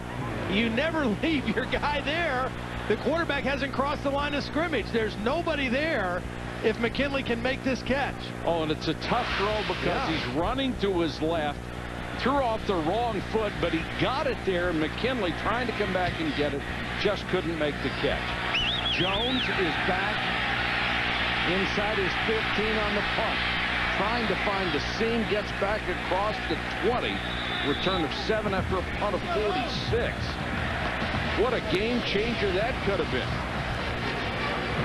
Hatch and Lee split time at quarterback throughout this season for LSU, and now Lee has been named the starter. They got out quickly, 4-0, ranked as high as number 4, and then they were thumped at Florida, 51-21. Their worst loss in 6 years. The Gators jumped on them early. The defense ranked 9th in the SEC this year. They were 3rd in the entire country a season ago. Right now, it's up to their offense. The way their defense has played in the second half is the way that I expected to see the LSU defense play most of the year because of their talent up front. They've been great in the second half here. Hatch runs the option and keeps it. And buried as he got to the 24. Here's Holly. Well, guys, you know the old saying, if you're using 2 quarterbacks, that means you don't have one. I really think this LSU team might be the exception to that this year. I've never seen such a seamless back and forth of a 2-platoon system. We saw Chris Leak and Tim Tebow do it, but that was more in a red zone type package. These guys are doing it anytime, within drives, anywhere on the field. They're roommates, they're great friends, and you can just feel this positive dynamic over here. Holly, I think you make a great point as they blow this one dead. Hatch certainly is the better runner than Lee, and they have a particular package that plays in there for him. The one thing they have to do, though, as we await the call here. Prior to the snap, false start, 78, offense, 5-yard penalty, remains, 2nd down. Joseph Barksdale, the right tackle. You have to break up your tendencies somehow, even though, because everybody, including us, knows that Andrew Hatch is the runner when he comes in. And so you've got to call some pass plays with him in. And they did got for the touchdown. Now, Jarrett Lee, they may not call designed runs when he's in, but it might not be a bad idea, particularly if they get in the red zone. Munnerlyn has returned for South Carolina from the locker room and is back on the field. Lee is back at quarterback. 3-man rush. They drop 8. Lee throws on a run just a little bit too high for Bird. Munnerlyn was right behind him. The statistics about as even as they could be through 3 quarters and reflects a 17-all tie. It's another pretty good throw by Jarrett Lee. Watch him just flick the ball. I mean, it's a little high, but Demetrius Bird got 2 hands on it, not able to come down with it. But that ball just shoots right out of the hand of Jarrett Lee. A couple of pretty good-looking redshirt freshman quarterbacks, aren't they? Sure are.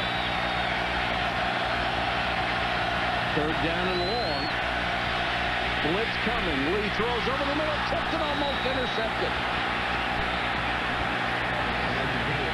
Travian Robertson, a defensive tackle dropping back on the zone blitz, had a hand on it and couldn't hold it. You're exactly right. Here he is. Now the zone blitz is coming here. Watch Travian just kind of drift right back, right as he's taught to do. And watch that ball in the middle. Spy the quarterback, and he almost plays it to perfection. Well, that's why he's a defensive lineman. Captain Munnerlyn back at the 40. Pressure coming. They almost got there. Boy, South Carolina put on the rush. Great kick under the circumstances. Goes out of bounds at the 40-yard line. A 41-yard punt. Nearly blocked by Chris Hall, who went as high as he could. But Dalfrey got it out of there. What a ball game. Tied at 17, 4th quarter.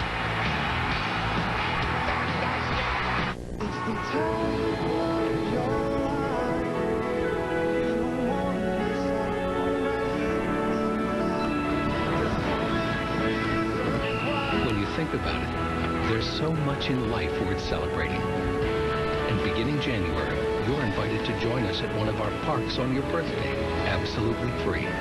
Register your birthday now at DisneyParks.com. What will you celebrate at the place where dreams come true? Not only is the new Mazda 6 fuel efficient, but in terms of power and room, it flat out beats Camry and Altima. Hey, we're always up for a good fight. The totally, completely, 100% new Mazda 6. At your Mazda dealer now. Right now, hurry in to lease a 2009 Mazda 6i Sport for $229 a month for 36 months with $28.24 due at lease signing. Hey, man, what kind of light beer do you want? Whatever. They all taste the same. Hold on. They all taste the same. Does bath water taste the same as spring water? Does a carrot stick taste the same as a stick? Stick. Does ground beef taste the same as beef on the ground? Bottom line, there is a difference. And Bud Light has it. It's called drinkability. That just right taste. Not too heavy, not too light. Bud Light. The difference is drinkability. You know, scientific tests have proven that when you drink Dr. Pepper slowly, the 23 flavors taste even better. Hey, I get it, because half my life's been in slow motion. Watch this.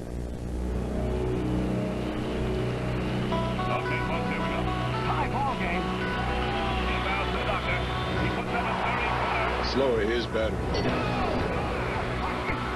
Trust me, I'm a doctor.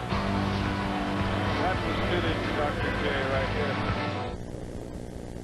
This telecast is available in high definition.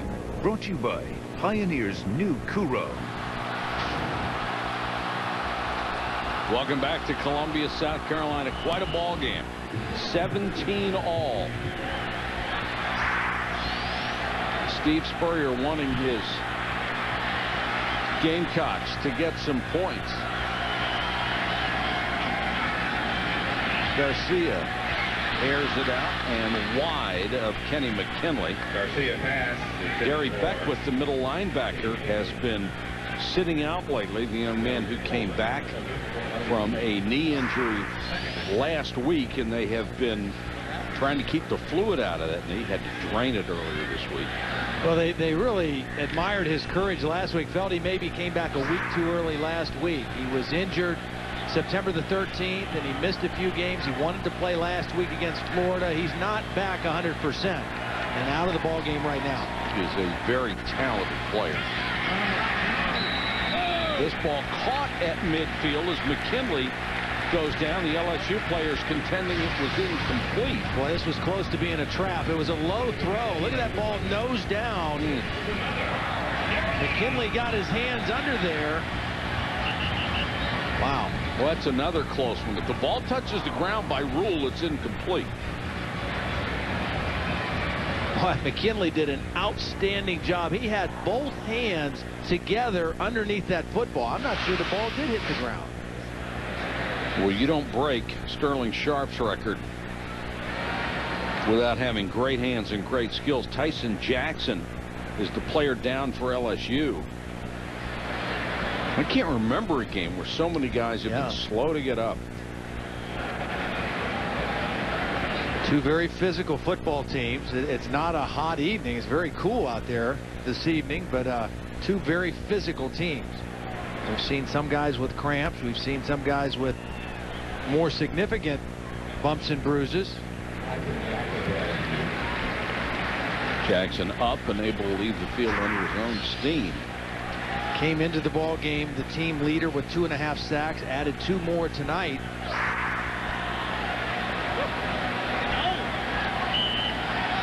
It is a first down for South Carolina, just into LSU territory. Still plenty of time to go in this game, better than 12 minutes. Little option action that time to Mike Davis. He picks up about 5. Let's check in with Reese. What a thrilling finish between Kentucky and Arkansas. Cats were once down 20-7, under 2.5 to go. Mike Hartline to Randall Cobb, who's also the backup quarterback. Rich Brooks' team comes back to win it 21-20. I'll tell you, I have always liked the way Rich Brooks coached, college, pro, whatever. Big win for Kentucky, and they'll blow this one dead. It looked like it was the right tackle, Justin Sorensen, who moved early. Prior to the snap, false start, 78. Offense, 5-yard penalty, second out. Only the second penalty against South Carolina tonight. Holly, what do you have? Well, Tyson Jackson's right shoulder is a problem right now. He's just trying to move that arm around in a windmill-like motion. Just got it stretched out. Looks like he will be able to return to play. Great news for LSU if he can come back. Preseason first-team All-SEC defensive end. 2nd and 12 for Steven Garcia, the redshirt freshman out of Tampa. Throws that crossing pattern. Davis let it go through his hand, nearly intercepted. And right down on top of the grass, Perry O'Reilly, number 56, trying to sell the official on the idea that he did pick it, but nobody's buying. Garcia looks a little more rattled here in this second half than he did there in the second quarter. He's not setting his feet quite as much. He's not throwing quite as accurate. That one a little bit behind. Yeah, but as a quarterback, you got to have somebody catch that one, don't you? Yeah, you do. Now 3rd and 12. LSU crowding the line of scrimmage. Got 8 men up there. They covered a lot of them, and Garcia is going to be buried all the way down to the 35. Curtis Taylor and Harry Coleman, safeties, came right up the guard center gaps, and Garcia didn't have a chance. Yeah, here they are, both of them. They get in right there, right in between. They're bringing all-out pressure, playing man-to-man, and they're just saying, we believe we'll get to the quarterback before he can find an open man to throw it to, and they bet right. Mike Davis, the tailback, had a choice. He got one. You can't get both. Lanning to punt to Chad Jones, signals fair catch and makes it at the 17-yard line. 45-yard kick, no return. LSU will take over. We're still tied at 17. What would you do if I sang out of tune? Would you stand up and walk out on me? Lend me your ears and I'll sing you a song, and I'll try not to sing out of key. Oh, I get by with a little help from my friends. Yeah, I'm gonna try with a little help from my friends. Oh, I get by with a little help from my friends, with a little help from my Hampton, we love having you here. I'll go medium, please. Medium rare. Medium well. Oh, I'm going triple. Taco Bell's new triple steak burrito. Steak, and more grilled marinated steak. There's steak night, then there's triple steak night. Running a small business is no small task. It takes big thinking, hard work, and a true commitment to the people you serve. Things you and Hancock Bank have in common. We're thinking big for your business with local insight and personal attention, so we can help you reach your goals with our comprehensive financial solutions. Ask one of our professionals today how our business resources can help your business thrive. Hancock Bank. Hi, I'm Joe Martin, president of ITI Technical College. I'm here to share with you another great opportunity here at ITI. Electronics technology. There's a high demand in this fast-growing field for trained people. At ITI, we don't waste your time with all-day lectures. You'll be working hands-on with the newest technology needed to successfully compete in today's job market. ITI has flexible class schedules, financial aid, and job placement assistance to help you. So isn't it time you had the opportunity for a better life? Cash and you could win $1 million. Go to ESPN.com, search Streak.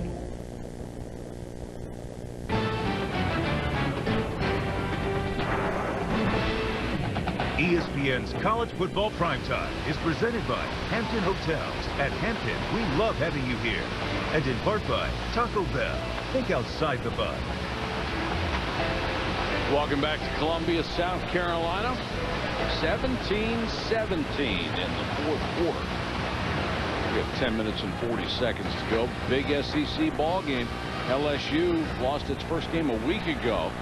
They do not want to make it back-to-back losses. South Carolina has already lost 2, but they are still in contention, particularly since it looks like their redshirt freshman quarterback Garcia has found a home. Jarrett Lee, another redshirt freshman at quarterback for LSU, and throws complete to LaFell. LaFell with a leaping catch after the 33-yard line. Been a seesaw ball game. Jarrett Lee made the big mistake. This pass interception set up a South Carolina touchdown. And Garcia, particularly effective in the first half. Andrew Hatch, who's been alternating in quarterback. He's been the runner tonight, but he came in to throw a pass as they crossed up the South Carolina defense, and that's why we tied at 17. Keelan Williams. Mullen slows him up and gets some help. Reaches the 41. The yard to makes the 43. And we go inside 10 minutes. Ran behind big Herman Johnson that time, the left guard. Boy, we had a chance to visit with him, and pleasant guy. I mean, just gigantic. Thank goodness. I mean, as big a guy as you're ever going to sit in a room with. And he had his hair, his hair was long and straight up and made it look even bigger. I mean, he was just huge. Herman 6'7", 375, at least that's the way he's listed. And he is...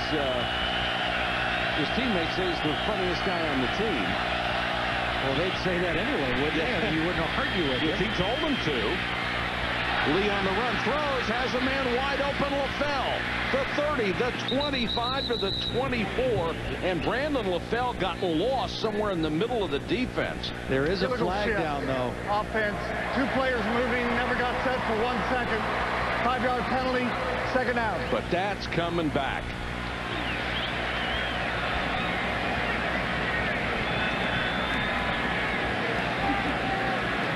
You can't give up big plays like that.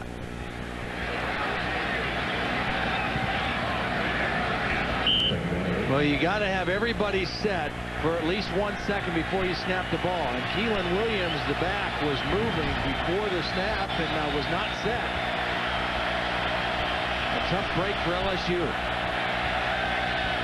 They look to the sideline for the play. In a shotgun with Keelan Williams with him, and they'll run the option. Williams. See, there's a changeup. That's the option with Jarrett Lee, not Andrew Hatch, and they got very close to another first down. See, you got to change your tendencies. If you're going to play two quarterbacks and one has certain strengths and the other one has others, you've got to change up. Watch Keelan Williams. I think he stepped out of bounds and they missed it. And that's what the crowd is reacting to the overhead shot on the scoreboard. Well, LSU would like to get a play snapped here quickly before they have a chance to review it, but they're standing over the ball. They're going to look at it. Oh, yeah. There he is. Now, this is going to be interesting when you see the replay from behind, the one we showed you. That may be the definitive replay. It looked like he barely stayed in. Still in. Right there is where it's close. That's where I thought he stepped out of bounds, but the angle from behind, this one. He looks in on that one. Sure does. He looks still in on that one. Well, good job by the linesman. Yep. Tim Beard, the line judge right there.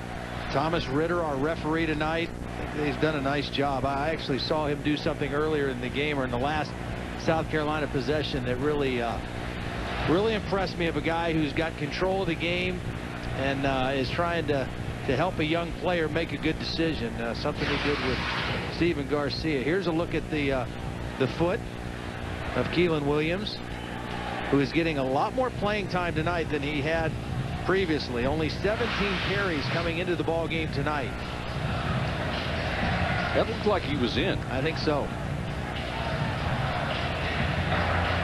After review, the ruling on the field stands. Third down. I just love the college replay system. I think it is just about as good as it can conceivably get. It's far superior to the NFL. Third and short. Be interesting to see who's in at quarterback. It's Andrew Hatch. Third and short. You've got Charles Scott in as the fullback. I wouldn't be surprised to see him try to throw the ball to Scott out in the flat. He's not normally a fullback. They'll give it to him from the fullback spot, and he dives ahead for the first down up to the 44-yard line. So that gives you options. With Scott in there as the short man and Keelan Williams as the tailback, and now Jarrett Lee will come back in the ballgame. And normally Quinn Johnson is the blocking back for Charles Scott. Now they've got Scott in at the fullback, and they're going to just a quick handoff and give it to him. A nice little change up by Gary Croton, the offensive coordinator.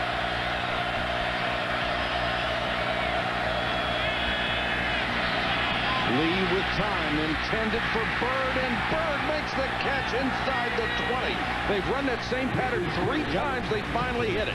3 times, and 2 of the 3 have been perfect throws by Jarrett Lee. And the last time, Demetrius Bird comes down with it. He splits the corner and the safety, and Lee throws it out there for him, and Demetrius Bird, how many times do you see a receiver go up in the air? The cornerback stays on the ground, the receiver goes up and catches it at the height of his jump and comes down with a big play. Addison Williams did not make much of a play on the ball, never got off his feet to challenge, and it's a first down for LSU at the 20. Keelan Williams, the tailback, he gets the carry. 5, 8, 9 yards. Holly, what do you have? Well, guys, Carlos Thomas has been over here on the sideline with cramps. He went into the locker room, apparently got an IV. His backup in there just gave up that big play. The coach, Ron Cooper, the safety coach, has turned to him and said, "Are you okay? Can you go in there?" And he said, "Yeah, I can." They haven't put him in yet, but not having him in there, he's really their sturdy guy back there. That's hurt them right now. And here's where you need your best guys at any position. Last 7 minutes of the ball game. LSU driving. Second about 1.5 yards. Williams again needs to make the 10. He's just shy of it. Marvin Sapp, number 53, who backs up the terrific Eric Norwood, and linebacker, made that tackle. You mentioned Carlos Thomas not being in the ball game right now as kind of a third corner. Captain Munnerlyn not in the ball game either. The one thing I like that LSU has done is the way they've used Charles Scott and Keelan Williams tonight, kind of sharing the carries. They have both been fresh the entire football game. Both guys running hard with the ball. Third and very short. Scott, first down easily inside the 5. See, that's fresh legs. That's a burst by Charles Scott here with 6 minutes left in the game that if he had carried the ball 30 times to this point, maybe wouldn't have this burst. But they're splitting carries with he and Keelan Williams, and he hit that hole quickly with a whole head of steam. And Emmanuel Cook got buried as he made the tackle. Clock running, under 6 minutes to go. LSU has eaten up a lot of time, and now they're, if nothing else, in chip shot field goal territory. But they're looking for 7. Yeah, and they're looking to use as much clock as they can, and then stick it in the end zone. Hatch on the option, nothing this time. That was a nice play by Lottie Ajaboy. Number 91 got penetration in the backfield and really modeled that thing up. He is considered their best down defensive lineman. 6'1", just about 300 pounds, and he got excellent penetration that time. And Andrew Hatch, to his credit, you know, there's an old adage when you're running the option, when in doubt, don't pitch it out. And he didn't. He held on to the football even though they weren't able to gain any yardage. Lee is back in on 2nd and goal. Lee to throw. Middle screen, Keelan Williams. Boy, and South Carolina's defense recovered beautifully. That play looked like it was good for a touchdown. They had 3 LSU receivers out to the left. They made it look like they were throwing it wide. Again, it was Ajaboy who got in there and just kind of affected the throw a little bit. And then you see the quick pursuit by the South Carolina defense. And these guys can tackle. Yeah, they can. And they like to hit. I mean, they really do. You watch them on film, all of them. 3rd and goal. All of them like to hit. Drive so far has gone 81 yards. Hatch is back in. Hands to Scott. Touchdown. Boy, did you see how Andrew Hatch held that read? I mean, he kept that ball in the back's belly for as long as he possibly could before he pulled his hands out and let him run the football. He made it look like it could be a quarterback run real long. Watch, ride it, and then at the last minute, leave it in the belly and let Charles Scott run it into the end zone. That little move by the quarterback helped to freeze the defense just a hair. And let me go back to Holly Rowe's earlier point. This has been a seamless alternation of quarterbacks. It was a great point she made from down there. When Hatch has come in, I mean, they haven't had any delay of game penalties. They haven't lost any momentum. Nobody has come in and made any center to quarterback exchange problems. Nothing. They have played very, very well with 2 quarterbacks.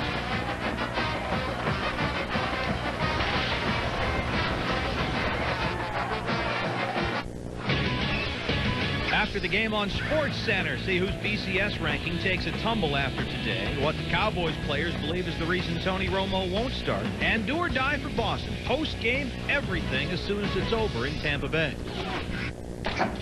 Oh, Colin, listen, we really appreciate this, but her food for the week is in the bag. Also, her ear medicine, that's 2 drops every 2 hours. Who are you? Oh, and she doesn't do the litter box. You'll figure that part out. We're going to be listening to the Herd all week, we swear.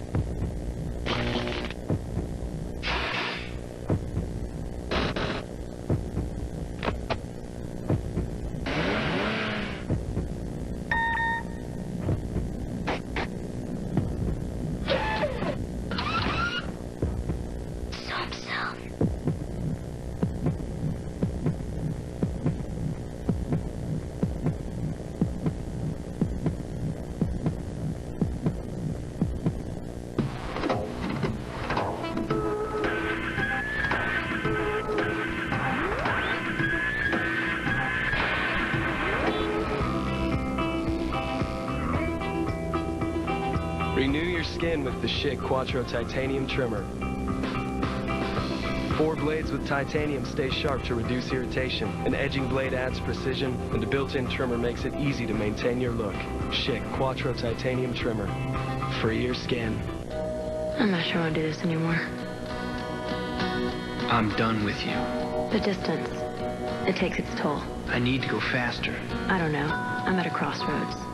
Your relationship with running has you caught in a twisted tango between love and hate. You thought about leaving it more than once.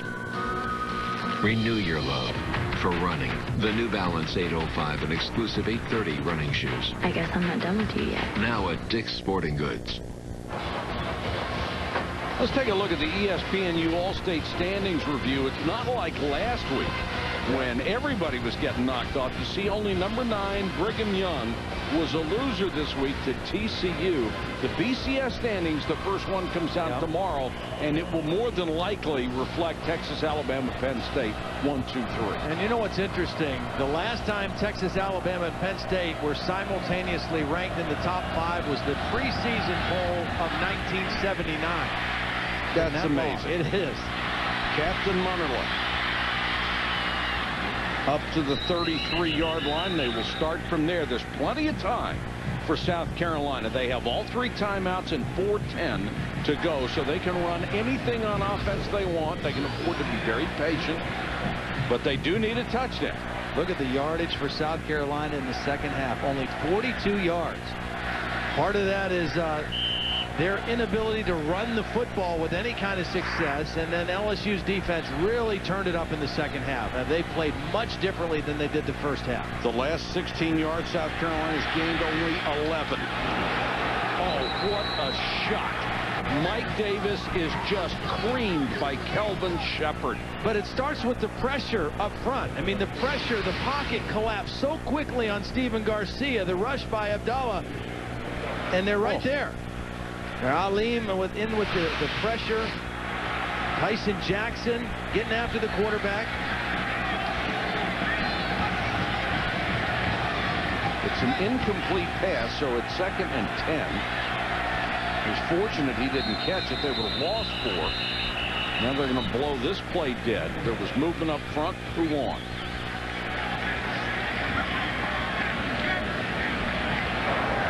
Dead ball. Snap infraction on the offense. 5-yard penalty. Remains second down. It's on the center, Garrett Anderson. You see the frustration on Steve Spurrier's face. And see, right now for LSU, this is really hard for South Carolina because LSU knows, number 1, we've got a touchdown lead. Number 2, South Carolina has no threat to run the football, so we are going to really rush the quarterback with our front 4. Exactly. Garcia hangs in the pocket, intercepted, picked off by Curtis Taylor, who jumped the route. And Todd, just as you said, there's no threat of a running game. You sit back there. If you pick the right route, you can jump it, and he did. You rush 4, so you don't worry about blitzing because you're confident your 4 can get pressure. And then you play zone, and you have all these guys keeping their eyes right on the quarterback, and that's exactly what happened here. Watch Curtis Taylor. Watch the quarterback. He sees his eyes. He sees he wants to go at the ball, and he steps right in front of the intended receiver, Jason Barnes. When you can get pressure with your front 4, it allows you to play defense with 7 in the back end, and you can really do a lot of different things. Since Garcia was hit hard and shaken up, they've run 18 plays. They only have 11 yards and 2 turnovers since then. And now Keelan Williams breaks it straight up the middle for 11. LSU trying to salt it away. South Carolina has to stand tall on defense now and use those timeouts to stop the clock. Let's go to Holly. Well, Todd, you're talking about that pressure that LSU's defensive line was able to get on. They have a major league speed package in on that play. They've moved their defensive end, Tyson Jackson, into tackle. They've got Tremaine Johnson, another defensive end, also in at tackle. They had 3 defensive ends in there playing that 4-man front. Boy, that was a lot of speed on the field. Well, they have really turned it up in the second half, Holly. And I'll tell you what, these 2 defensive coordinators, Doug Mallory and Bradley Dale Pevedo, both took some heat this week. They gave up 51 to Florida last week. And they looked slow. They looked confused. They looked out of sync at times. And they looked a little bit that way in the first part of this ball game. But in the second half, they have been dominant. The way that the LSU team looked defensively last year, dominant, making big plays, pressuring the quarterback, forcing turnovers. And I think once they made up their mind that none of the South Carolina running backs was going to hurt them, that they could really take a beat on Garcia. Well, and not only that, the only guy that was going to hurt them running it was Garcia. Right. And once they kind of got a better feel for how he ran and when he liked to leave the pocket, they just really shut him down, made him one-dimensional the rest of the game. Using every second here, and Keelan Williams will dive toward the 20. That's a first down. With the 40-second play clock, without timeouts, 2:20 is what you can take off the clock. And Steve Spurrier is going to have to burn them all on defense and hope for something good to happen, perhaps a miss or blocked field goal at best.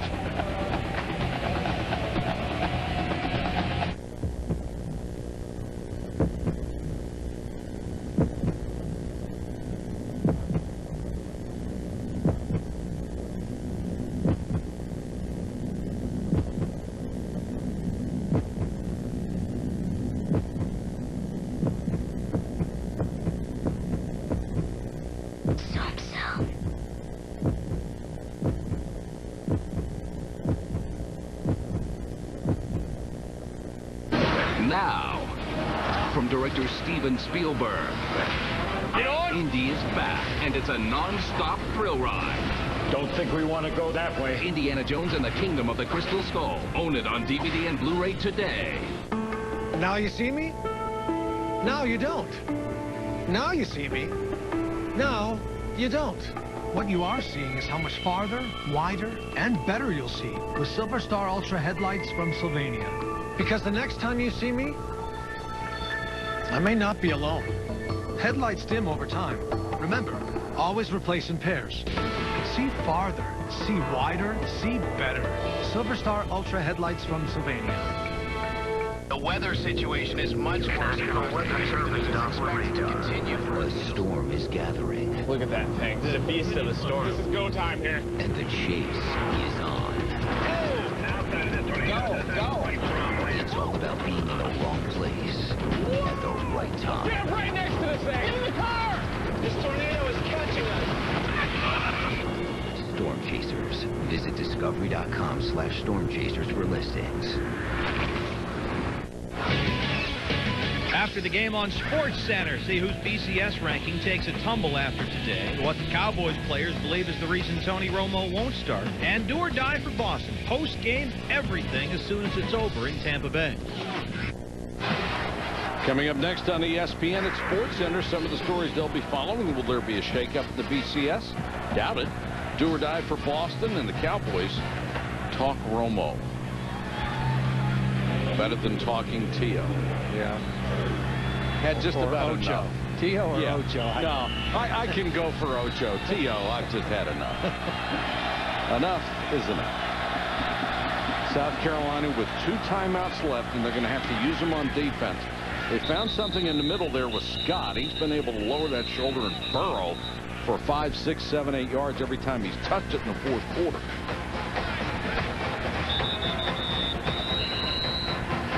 Here's tonight's photo album from Columbia, South Carolina. Some of the images we've captured.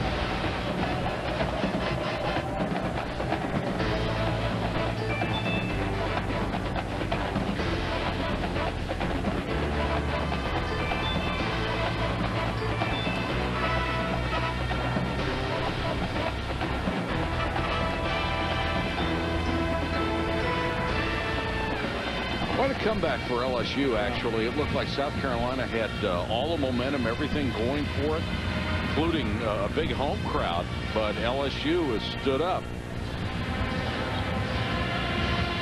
And now with only 1 timeout left, South Carolina will only be able to stop it after this play. And LSU is remaining scheduled Georgia next week, then Tulane, number 2 Alabama against LSU. That'll be a good one. Then Troy, Ole Miss, and Arkansas.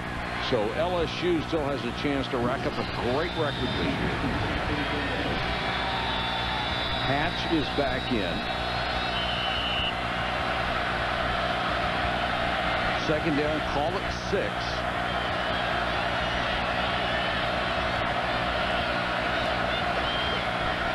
Got the fullback. Keelan Williams has it at the tailback spot.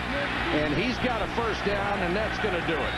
I'll tell you, I think this has been one of the key things that LSU has done tonight. The seamless transition between the two quarterbacks and the seamless transition and utilizing them both on the field at the same time of Charles Scott and Keelan Williams. For Keelan Williams, that was his 12th carry of the ball game. Charles Scott has had 16 carries. They have really shared the load at the running back position tonight, and both guys running very fresh and hard all the way to the end of the football game. Say that your running play only takes 5 or 6 seconds. You then get the 40-second clock. So that's a minimum of 45 seconds. A couple of downs, it's a minute and a half. 3 downs, it's 2:15. Well, Les Miles, it looks, is going to do it again. I mean, LSU under Les Miles was 6-0 after a loss coming into tonight's ball game. It looks like they are going to move that to 7-0. Well, one of the keys to that is there haven't been very many losses. Yeah. I mean, he will be 39-7 if they hold on to win this game. Now, that's a pretty good record. This week on Monday Night Football, it's the Broncos with that high-powered offense against the New England Patriots, who are hanging on by their fingernails. Monday Night Football on ESPN at 8:30. Coverage begins at 7 Eastern with Monday Night Countdown delivered by UPS. With that coaching staff in New England, if anybody can do it under these circumstances, it's them. But it's very, very hard to lose a brilliant player who's your quarterback, your leader, and everything else, and still have success. Well, for Steve Spurrier, how about this? They've played, this is the 5th SEC game they've played this year, right? The first 4 have all been decided by 7 points. 2 wins and 2 losses. And we're at 7 points right now. Now, this one could go up. But the bottom line is, you know, they have been so competitive and been in every ball game. But just... I think they took a step forward tonight with Garcia. It got a little bit harder there at the end of the ball game, but and a lot of that credit goes to LSU and their defense. I mean, they really stepped up in the second half and made things very uncomfortable for Steven Garcia. Well, these kind of losses will just tear your heart out. I know. Well, they do. I almost would rather get whipped than figure out how to win a game or lose a game by 7 points. Exactly. And they don't want to let Keelan Williams in there. That shows something from that South Carolina defense. Is still not going to give up. And now we're under 50 seconds. And South Carolina hanging on to that one timeout. 11 of those 18 losses under the old ball coach by 7 points or less. And part of that, he's had to rebuild this program, and that makes it tougher to win those close games, or any game for that matter. Here's what they have left. Tennessee, Arkansas, at 5th-ranked Florida, and Clemson. So this was a huge game for them. They could have gone to 6-2 if they had won this ball game, and maybe looking at a 9-win season. Well, and they still have to get better offensively. I mean, that's the thing. I mean, defensively, it appears that they, you know, they're legit right now this year. They really have a solid defense. They've got a good, promising young quarterback, but they don't have much of a running game. And, you know, until they get better balance running and passing, that's the thing. You think about Steve Spurrier. You think of his days at Florida, and you think, oh, he loved to throw the football, and they threw touchdown passes. Yes, they did, but they were a well-balanced football team. Yes, they were. And they had NFL-type receivers and NFL-type running backs to go with quarterbacks that really could put the ball where they needed it to be. They still need to make major improvement offensively here to get where they want to be. South Carolina has gained only 42 yards in the second half. 48 seconds to go. The Gamecocks have used their last timeout. Keelan Williams goes to the 1. Now, when they mark it ready for play, the 40-second clock starts, and it looks like there is a 1-second difference. So they are going to have to snap the ball, but that's all they have to do.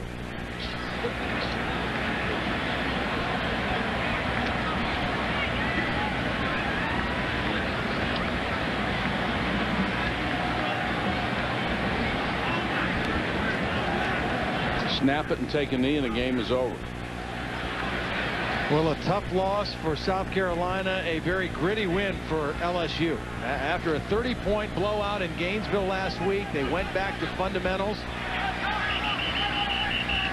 And they come on the road again and get a W. And now they go home for a what will size up to be a very big game against Georgia next week. Georgia's starting to play better after their difficult loss at home to Alabama a few weeks ago. Georgia, of course, was #1 in the preseason polls.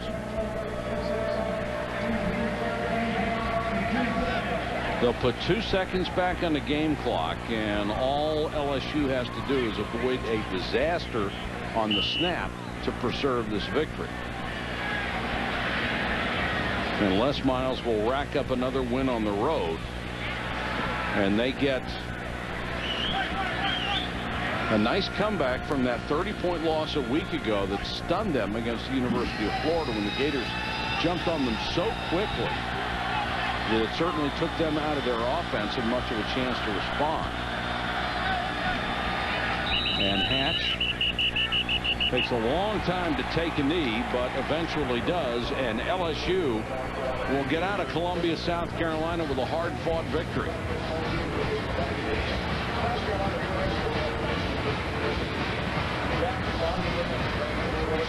South Carolina will go home disappointed with the loss, but LSU and Les Miles, Holly, will be able to take home this victory. Well, Coach, you guys were down by 7 at the half, and Garcia had been effective running and throwing the football. What changed for you defensively that turned that around? A couple small adjustments didn't allow him to get to the perimeter. You know, we really talked about our rush lanes, but yet we still came after him. We came up the center when he passed. Both quarterbacks really working in tandem tonight. How would you describe the effectiveness of both of your quarterbacks?